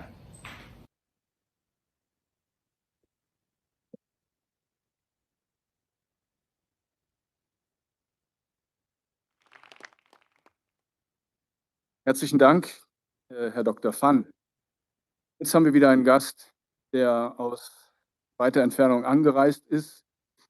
Eine Legende, könnte ich sagen, Ray McGovern, 27 We have a Jahre guest lang. who came from far away, a legend, Ray McGovern.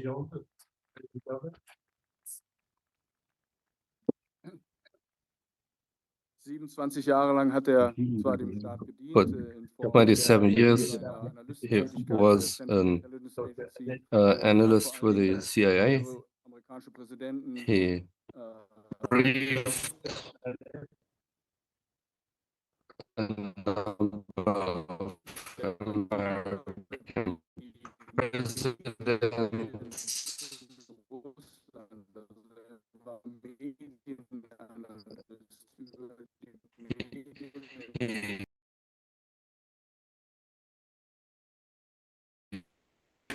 The Soviet media every morning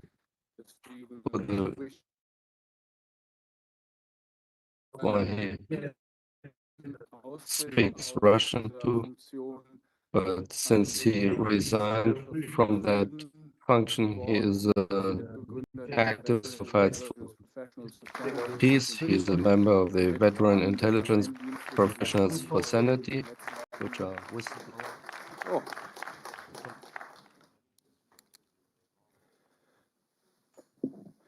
Thank you very much. Can I be heard? I can. Good. Well, I have some good news. We've had enough bad news, haven't we? And die gute Nachricht. Day before yesterday, Rubio met with Lavrov. You know who they are. And Rubio reported to the press, wow, Lavrov gave me some new and interesting, some things that were a different approach to Ukraine. It was sort of amazing. It was sort of like a step-by-step, sort of a map toward negotiation. And so I'm going to tell the president about that, says Rubio. I'm going to tell the president. Oh, wow. Well, that was the first time the two met for a couple of months, but this is good news. Now, yesterday, when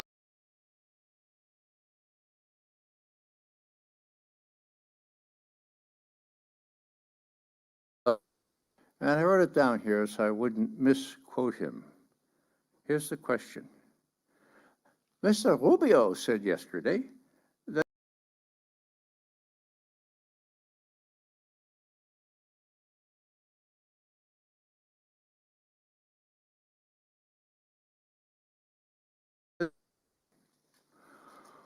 I'd like to respond with the words of U.S. President Donald Trump.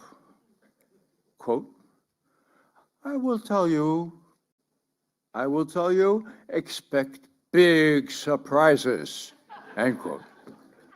Tongue way in cheek. Lavrov continues. Now, I don't know about big surprises. You press people are familiar with diplomatic negotiations, and you know that these are not things that are easily or a very good idea to discuss in the present. And so I will just respond by saying, yes, we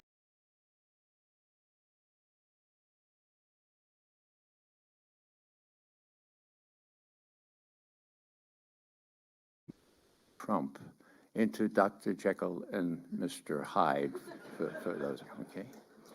And it does a disservice to everyone to have such a Trump derangement syndrome that you can't see into the war in Ukraine, and so does Putin.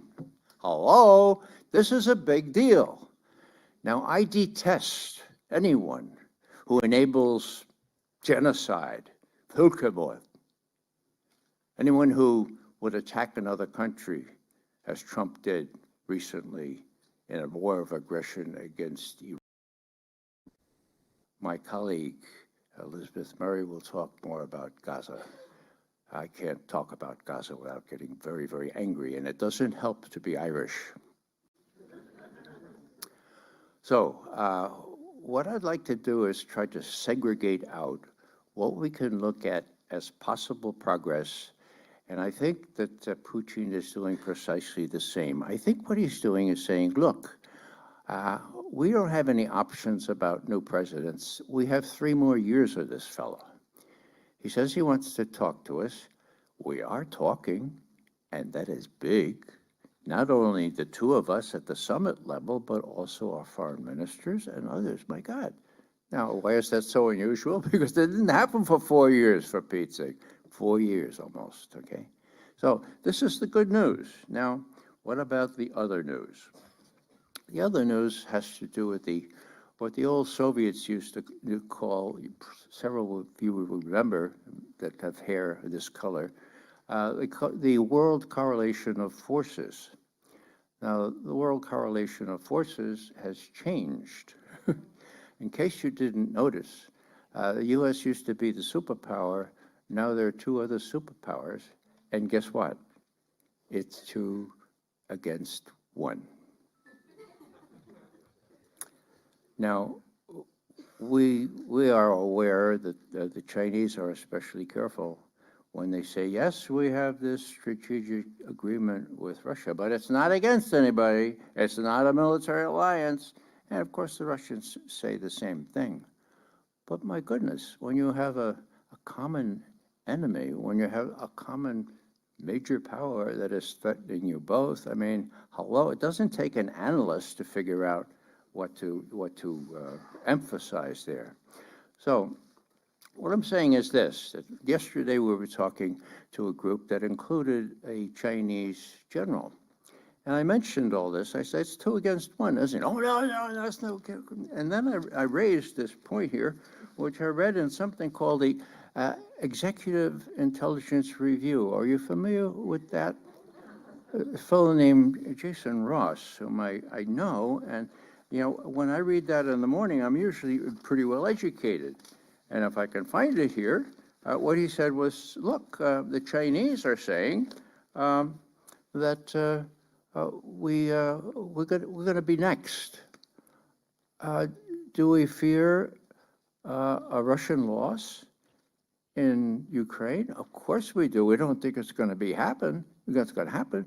But why do we support it rhetorically or with all kinds of economic help?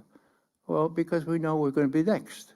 Well, if you know you're going to be next, my God, that's 2 against 1, despite all the rhetoric. You know, we talk about Westphalia and everything else, but the Chinese have changed their approach to the real world, emphasizing core interests, not rhetoric. Now, what I'd like to do is finish up quickly because I'm only allowed 10 minutes. And I just want to mention something that is near and dear to my heart. This has been a very informative symposium so far, and imagine it will get even more informative. A lot of rain has been predicted and has been falling even outside earlier this morning, and I'm going to invoke a special principle. It's called the Noah principle, and it's this: pay attention. It's on the final exam, so if you want to write it down, take out your pen. Okay. Here it is, the Noah principle. No more awards for predicting rain. Awards only for building arks. In other words, we can have all the knowledge we want. We can know exactly what we should do, but if we don't do it, we're not facing up to the criticality of this situation. Traveling through Germany for the first time in maybe 7 or 8 years, I was really impressed by a lot of things. I want to go back to one thing that I forgot to point out because it's consonant with everything that else has been said here. Back in 1990, when James Baker, our Secretary of State, a very smart Texas lawyer, sold a bill of goods to Gorbachev and Shevardnadze, and said, look, we'd really like to see a reunified Germany. Now, I don't know if there are many Russians here, but I just wonder what the reaction was by Gorbachev and Shevardnadze. Yeah, what's the quid for this pro, or what's the pro for this quid? Oh, we promise not to move NATO 1 inch to the east. The reason I mention that is because I had a personal experience with this. I was in Moscow about 12 years ago, and I met one of Gorbachev's main assistants. His name is Kuvaldin. He was on the delegation there talking with Baker and everybody else, and his picture is readily available. And I said, Mr. Kuvaldin, tell me, why did you not get that promise written down? He looked at me and he said, look, I'll give you the 2 answers. Germany hadn't finally bought in. They bought it the next day, right? Okay. But also the Warsaw Pact still existed. And, what are we going to do about that? But really, Mr. McGovern, this is what it really was. He looked me straight in the eye, and he said, we trusted you. Wow. Now, there's bad news and there's good news here. There's lots of reasons for all the betrayals, and I'll call them betrayals. Minsk has been mentioned, James Baker has been mentioned, Istanbul has been mentioned, and despite all that, and this is the real analytical conclusion I would draw, Putin still says, look, I was naive. Putin said that. I was naive in trusting these people, but with Biden gone, I think I can trust Trump. Oh my God, you know, I think he's sincere about making peace in Ukraine. Now, what I would suggest as I end this little talk is that we keep aware, that we be aware and keep this awareness up front, that Trump may do a lot of crazy things, but we should react like Lavrov, you know. We make a little fun, you know. Oh, this is going to be really big. This will be huge, what I'm going to say. You know, just wait. It's going to be great. So we have to sort of take a little lighter touch to this and just make sure that people know that there is possibilities on Ukraine, and we need to encourage those. On the Middle East, we just have to follow our moral consciences, and those who have consciences left need to oppose with every ounce of their strength. How do we do this? Why do we do this? We do this because there is only us. And the story I was going to adduce from my travels through Germany this time was simply after the war, there was near Hamburg, there was a little Pfarrgemeinde. The church was zerstört, you know, everything was really destroyed. And the people worked for 3 years to put together the church and the crucifix, okay? And finally, the Saturday before they were going to have the big Öffnung, the big rededication, the head of the Gemeinde said to the pastor, I'm sorry, we found the corpus for the crucifix, but we can't find the hands. They must have been really destroyed. And he said, no problem, we go ahead, we start tomorrow, we rededicate. And when they looked in the church, many of you may have heard this. They looked at the crucifix with the corpus and no hands. Underneath was this. Ich habe keine Hände außer deinen. Das genügt.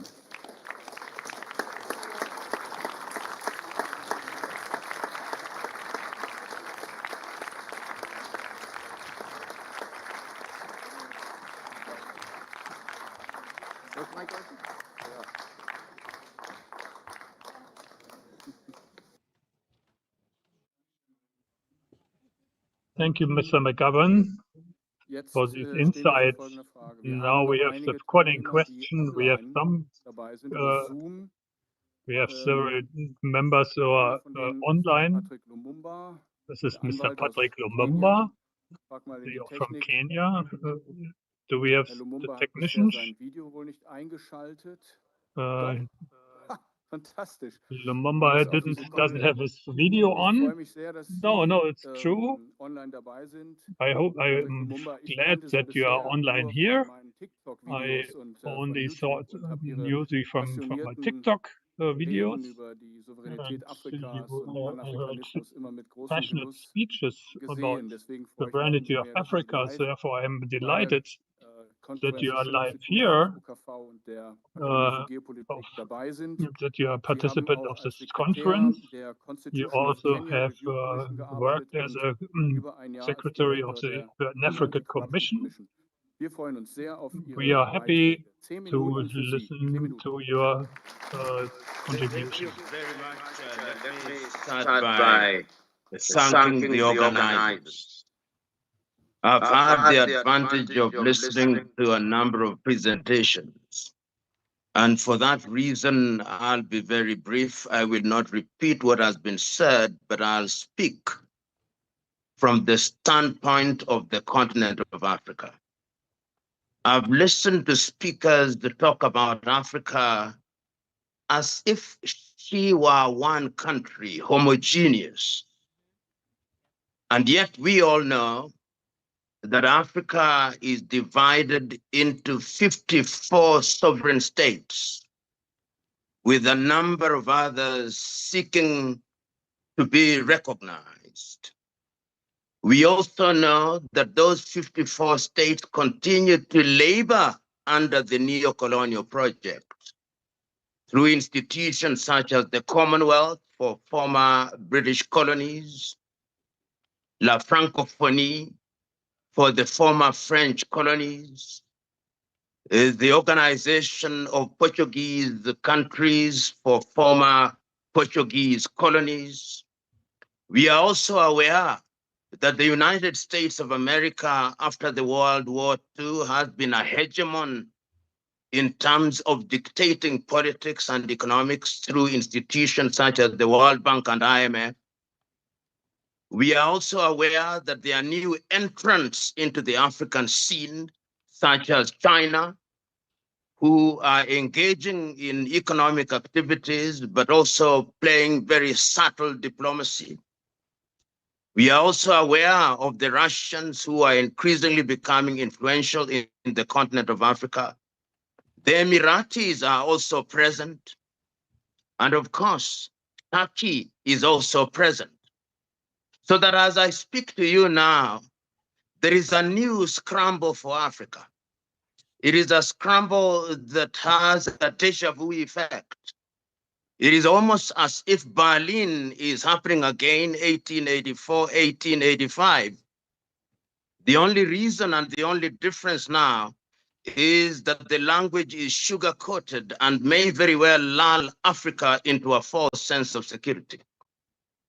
And I therefore hope that when we have engagements such as these, the raison d'etre of these engagements is actually to ensure that Africa is given its due place in the scheme of things.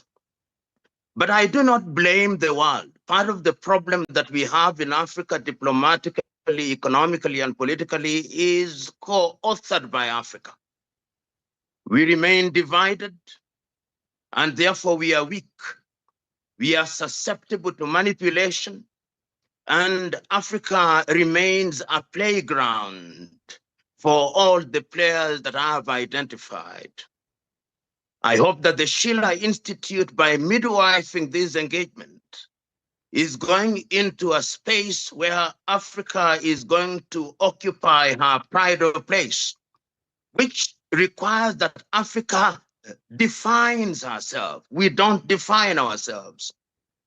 Our institutions are weak. Our regional bodies are weak. SADC in South Africa is weak. ECOWAS in West Africa is weak. Economic Community of West Africa, East Africa is weak. Central Africa is weak. The Maghreb is weak. The African Union is weak and financed by outsiders. It is in that weakness that the strength of other players is manifest. So when we sit here, we may be nice to each other, but the reality is that there is a scramble.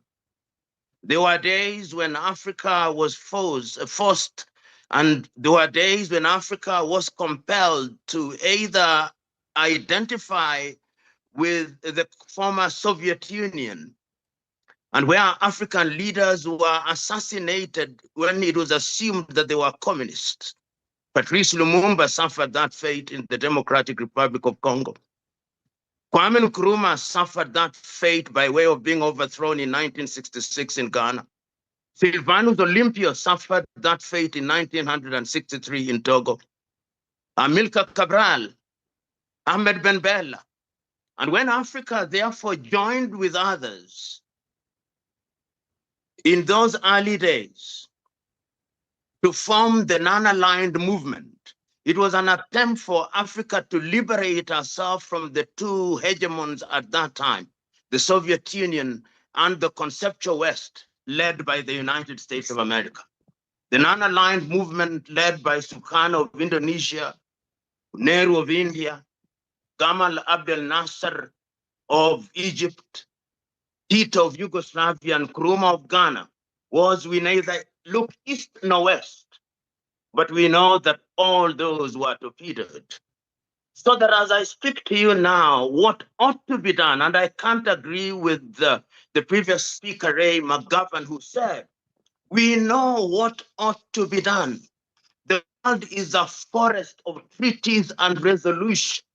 The world is a forest of protocols. The world is a forest of diplomatic niceties. But only a few days ago, those of you who listened must have seen the President of the United States of America condescendingly treating 5 African heads of state Even talking to them as a high school master would to a child, your English is so good. That is the manner in which Africans are treated. So through this forum, we must ask ourselves, if we talk about multipolarity, it is necessary, but what kind of multipolarity? Is it the substitution of erstwhile hegemons by others? One stabbing you while grinning, another one stabbing you while smiling, but stabbing you nevertheless? I urge this audience and the Schiller Institute to confront these issues. And I urge those who are from the African continent, the time is now that we must liberate ourselves. Nowadays, when I hear terms such as democracy, I ask myself, who is the democracy? Who defines democracy for us? I rather talk about governance. Shouldn't we rethink governance? When I hear about human rights, and I see how the decisions of the International Court of Justice are ignored by Israel, I wonder what human rights. When I look at the ICC created under the Statute of Rome, dealing with individuals who perpetrated international crimes, and I see Tony Blair still walking free after what they did in Iraq, I ask myself, what international justice is there? The time is now for the world to speak the truth and for Africa to engage the world, acutely aware that international relationship is still governed by the law of the jungle, survival of the fittest and the death of the least suitable. I hope that my mother continent, Africa, will give practical meaning to Africa Agenda 2063, will give practical meaning to Africa Continental Free Trade Area, will then engage with the world from a position of strength. I hope that even as we celebrate BRICS, let us ask ourselves, who will be the hegemon in BRICS? Will it be China? Will it be India? Will it be Brazil with African countries playing the gooseberry? These are uncomfortable questions, but they must be posed and answered. I beg. We are in a space where it behooves us to re-examine the institutions created after the World War II. Remember the charter in 1945 in San Francisco came into being when no African country was independent. We were not there. Liberia may have been independent, but weak. Ethiopia may have been independent, but weak. We were not there. The institutions of the United Nations were there and were created, and it creates inequality. All African countries and the rest of the world can vote all they want, but the United States, Russia, China, the United Kingdom can neutralize all our votes. It is a world of unequals. The Bretton Woods institution created in 1944, which now ran roughshod over the continent of Africa, were not meant to deal with Africa. They keep us in a state of perpetual servitude through debts that are designed not to be payable. The time is now for the mother continent to engage with the world from a position of strength. I hope that the Schiller Institute will ensure that future engagements are engagements which are not mere jamborees, but are designed to distill issues that deserve to be dealt with and dealt with firmly for the sake of humanity. Thank you very much.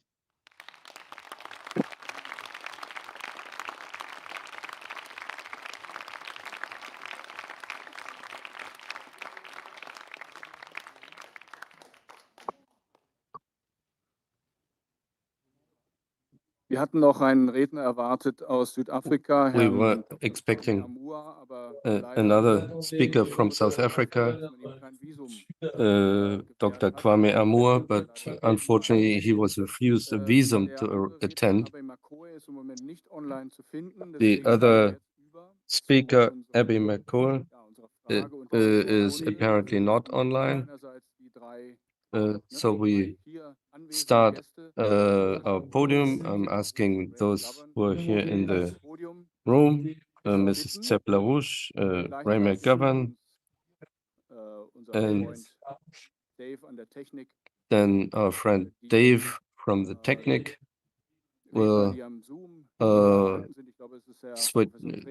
put in Professor Training, Herr von Sponeck, and Patrice Lumumba, this and Dr. Pandor. It will be a mix of German and English, and I hope that translation will not get confused.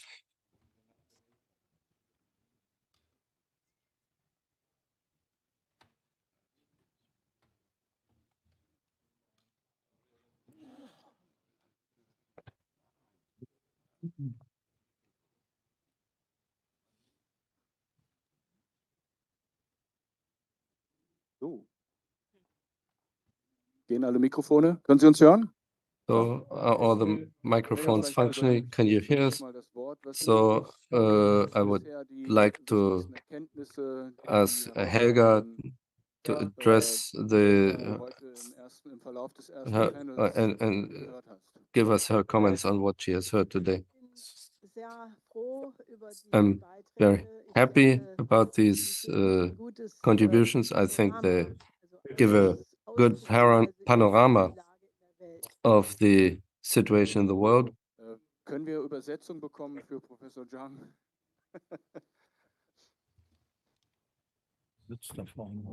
Eine Sekunde.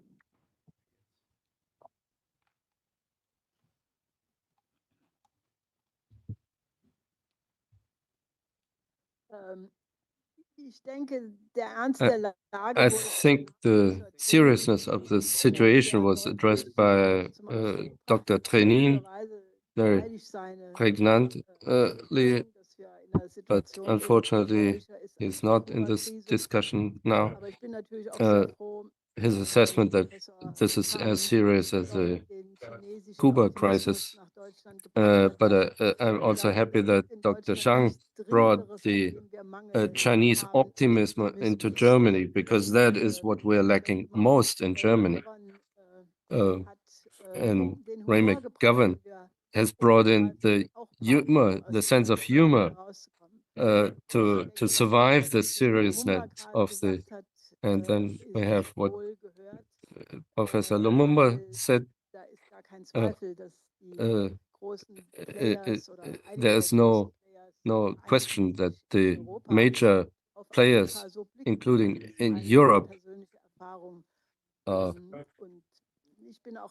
and this is exactly my personal experience, and I'm very happy for what Dr. Pandor said, and because it's my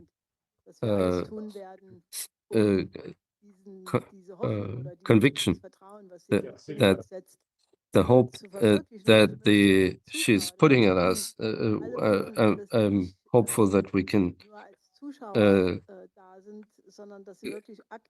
get serious, that we I think this can function. Professor Zhang said China could build the Oasis plan. We have demonstrated that we can do it in the Taklamakan desert, which is probably the most impressive desert in the world that I know.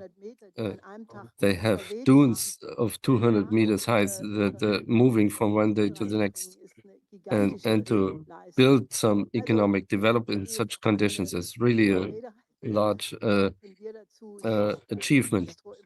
So I don't want to have a large, long speech like Castro.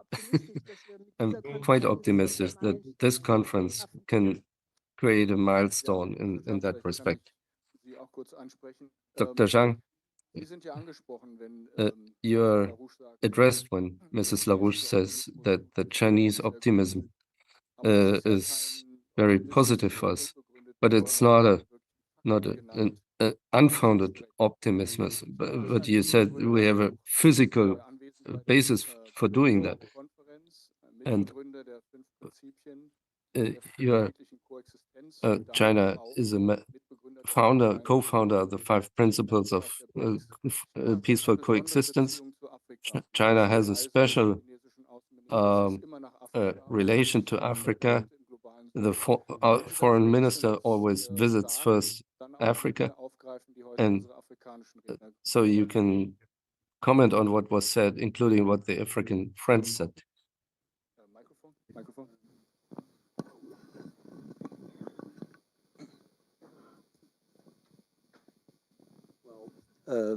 Let me continue a bit with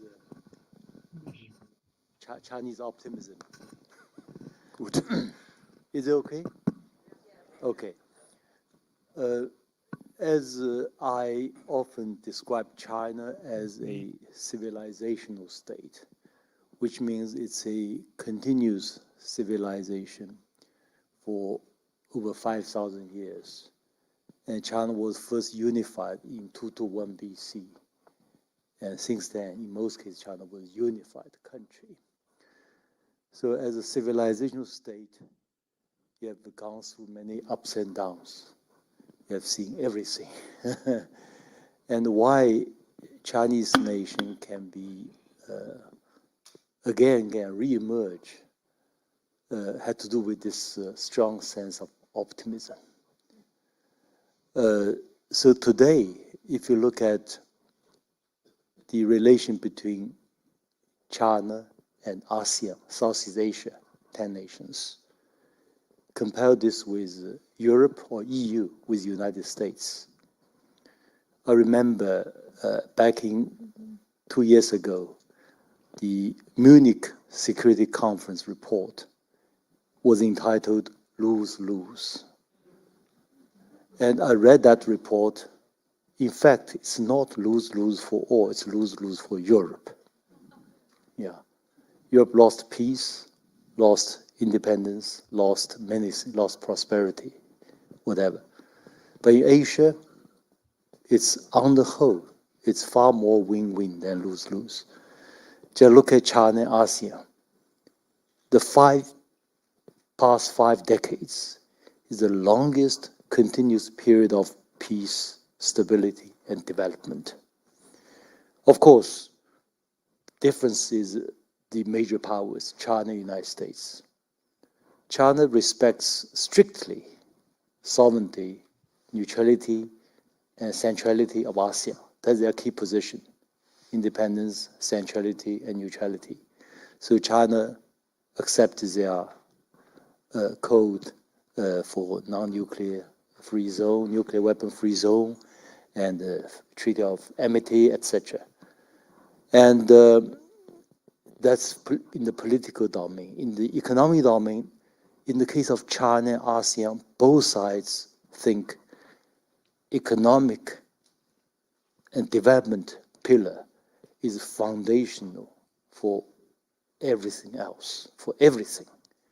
So why Chinese are influenced by Marxism, German citizen. So economics is foundational. So we talk about security in broad sense, economic security, food security, energy security. With this basis, China has moved, fortunately, up in this whole new industrial revolution. And as a result, what you see is, as I mentioned, China became a leader in renewable energies, etc. And all these also play a very important role for security matters. Malacca Strait is no longer that important for China, to be honest. Yeah. So these are revolutionary. So that's why I think, if you look at the size of China ASEAN, it's 3 times of the population of Europe. It's 2 billion people. If we can achieve that with 2 billion people, why not Europe with only 1/3 of its population here? And furthermore, I think, maybe Asia represents the hope to help the world to avoid the Third World War. Because China as a civilizing state will make very clear we will not be the first to use nuclear weapons. Will not use nuclear weapons against non-nuclear weapon states. We're against any use of even technical nuclear weapons over Ukrainian crisis. That's very important Chinese position, and Ukrainians appreciate that. Yeah, and so this is already very important. Even you might be aware there are problems between China and the Philippines, but China have up to now only used water cannons, not firing a single shot. Of course, even one destroyer from China can destroy the Filipino Navy within less than 24 hours. But we don't do that because we know as a civilized state, Filipino politics goes ups and downs. This president against China, next China friendly. So we will have a longer view. So the key difference between China and the United States is for the United States and West in general, the philosophy is friend or foe. For Chinese philosophy, it's a friend or potential friend. That makes all the difference. Thank you. Thank you.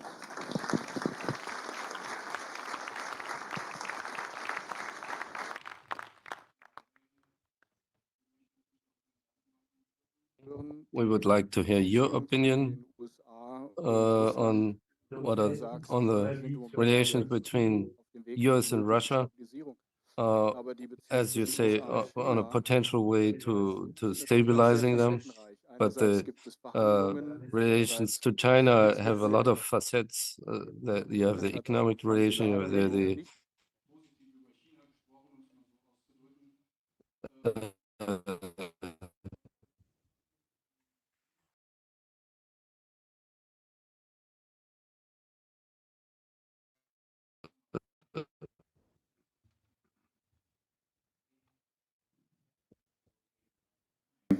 But it's inevitable that the hegemon that used to be the United States of America will realize that it's 2 against 1 now. It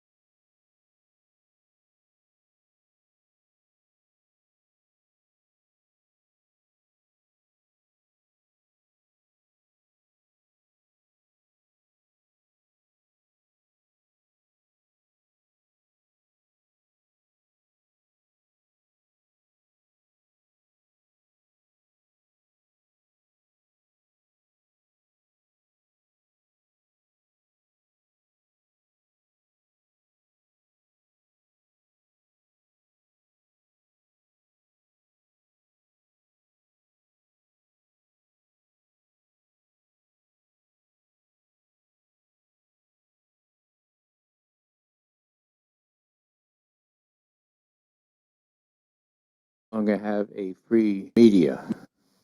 That could not be more important. And if my impression is correct, the media here in Germany is just as bad as the media in the United States. Now, we used to talk about the military-industrial complex, and it's grown like Topsy, if you will. General Eisenhower warned against the increasing growth and the increasing power of the military-industrial complex, but he was only talking about the military and the industrial, and he tried to say congressional, but that was a bridge too far for him to say then. But now I've got an acronym which is Mickey Mat. It sort of resembles Mickey Mouse, so you can remember it. And it is on the final exam, so those of you with the pencils, it's the military-industrial, congressional, intelligence, media, academia, think tank complex. Now, you know what all the other initials mean. Why do I say media as if in all capital letters? Well, because the media is the cornerstone for this whole complex. Without the media, you can't do the kinds of things that our leaders lead us into. And who controls the media? Very simple, folks. The rest of the Mickey Mat.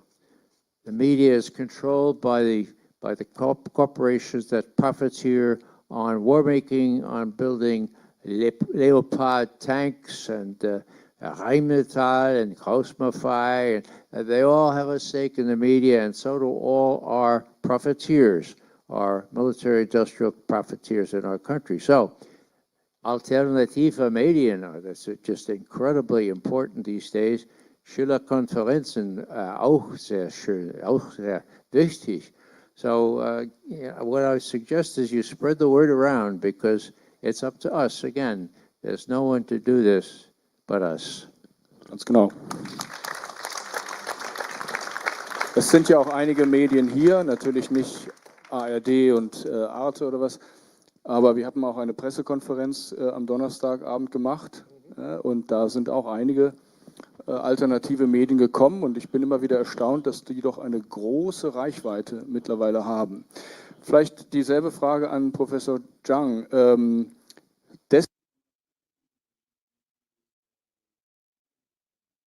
About China and many other countries. What's your take on the question about forming an alternative media network to bring out, truthful facts?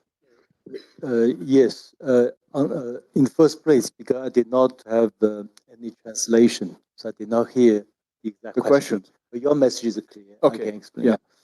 And I'm all in favor of alternative media. And it's my focus was on network. A network, well, yeah, that's even more important. Okay. Yeah, and especially today, you have not only official media but also social media, and AI and everything. So authentic, genuine information is crucial. And what we call the authoritative news, whatever. In the end, you think this is something reliable. Perhaps we should discuss that. We have concrete proposal how to do it. Actually, we are doing that in China as well. Yeah. Just one quick answer to the first question concerning your domestic affairs. Right. Chinese principle is don't intervene in domestic affairs. Yet, I want to say one thing concerning Western political system, this election. I debate with Professor Fukuyama, the author of The End of History, back in 2011. He said that China needs political reform, adopt Western political system, one person, one vote, multi-party system. I answered, I said, both China system, American system should go through reforms. But US system needs more reforms. Yeah. And I said, without significant reform, you are going to elect a leader worse off than George W. Bush. That was in 2011. in the end, I know what happened. So I just tell you briefly how China elects its leader. If the Western leader is called election, Chinese process is called selection plus election. If you look at the top leadership in China, the top 7 members of standing committee of the Communist Party of China, minimum requirement for most members, 2 terms of the number 1 of a province, which means literally they've governed over 100 million people, given the size of China, before they came to this position today. So we call the selection plus election, selection first, meritocracy, vigorous, yes. And secondly, decision-making process, that's very important. We have learned a lot from the Soviet Union, but we reformed the Soviet model, adapting to Chinese reality. We call the Soviet learning created this so-called democratic centralism. By the time of Stalin, it became more centralism and less even no democracy. But in the case of China, with so much challenges from WTO and more and to the AI revolution, so it's a vigorous process of democratic centralism, Chinese style, which means for real decision, quality decision, like 5-year plan, it has hundreds, if not more, consultations at all levels of Chinese society, think tanks, within party, outside party.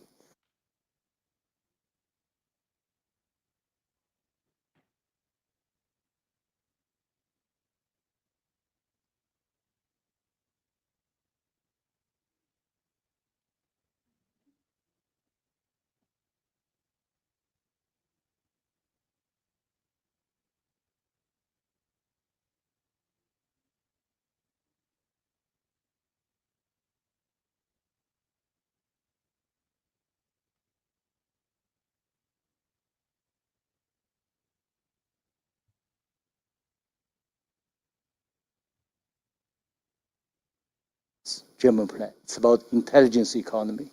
So China produced a plan called the Made in China 2025. But now, German industry 4.0 shattered. But China's 2025 successfully implemented. So China became the leader in so many sectors, as you mentioned, Australian think tank's report, over 50 out of 60 critical areas of the new economy. So we produce plan, learn a lot from other countries, including from Germany, from former Soviet Union, but adapt to China reality, and we try to excel. But we hopefully really to share all this, the difference between DeepSeek and Silicon Valley cultures. DeepSeek is we should encourage and allow each and every village in the world to use AI, not just monopoly by Silicon Valley and for super profits. So this is the principle, philosophy, and Chinese practice. Thank you. Sehr gut. Helga, du hast ja auch Erfahrung nicht nur mit Medien, sondern bist ja eigentlich auch ausgebildete Journalistin. Insofern sind wir sehr gespannt darauf, was du zu sagen zu der Frage. Do not only have experience with media, you also have education as a journalist. So what can you say about the methods of the Merz government? Ich möchte ganz kurz noch auf Professor Chang very shortly, I want to answer Professor Chang. The problem is obvious that China today has the qualities, and Germany has left the Chinese work a lot, they're efficient, you can trust them. All these good things that used to be part of the German economic miracle. That China's doing today, while Germany is using the American model, Anglo-American of profit and neoliberal thinking. As the Russian Foreign Minister Lavrov once said, because in relation to things we have even more perversion, violence, all these negative things. So that's why we are on the way down, and that's why the Schiller Institute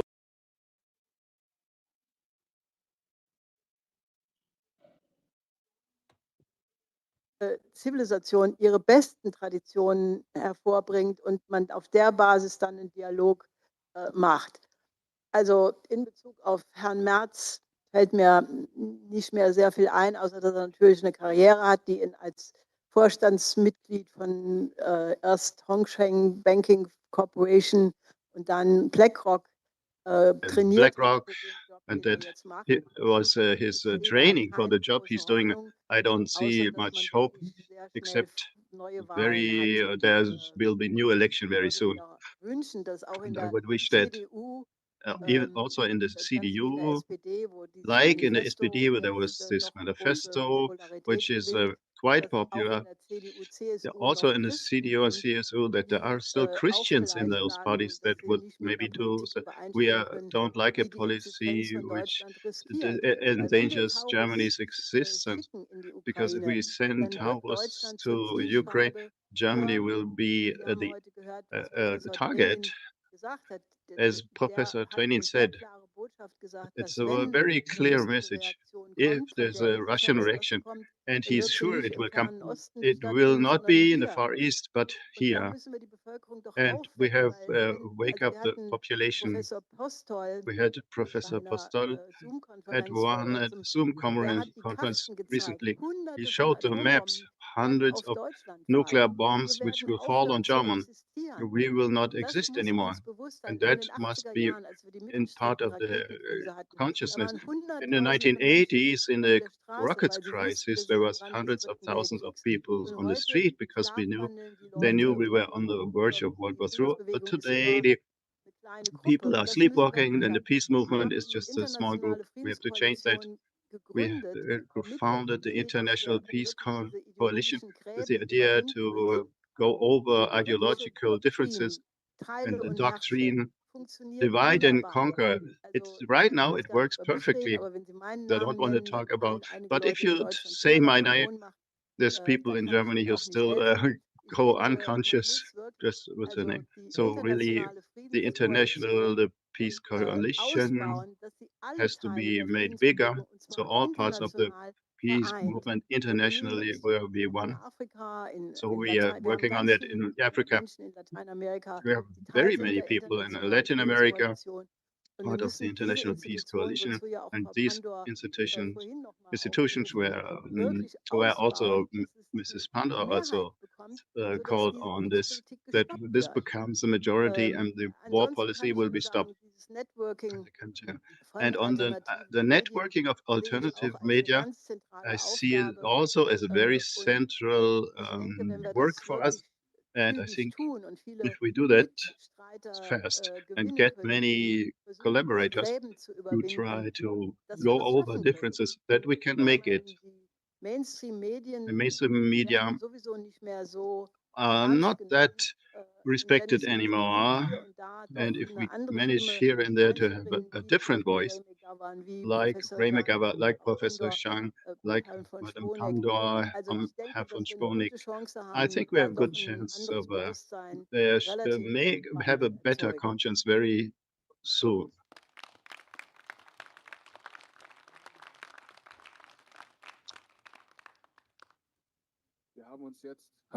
Now we have really earned the Uzbek plov.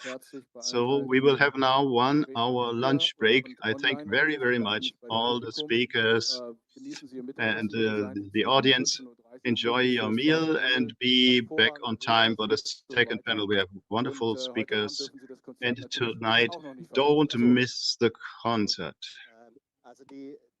Das Mittagessen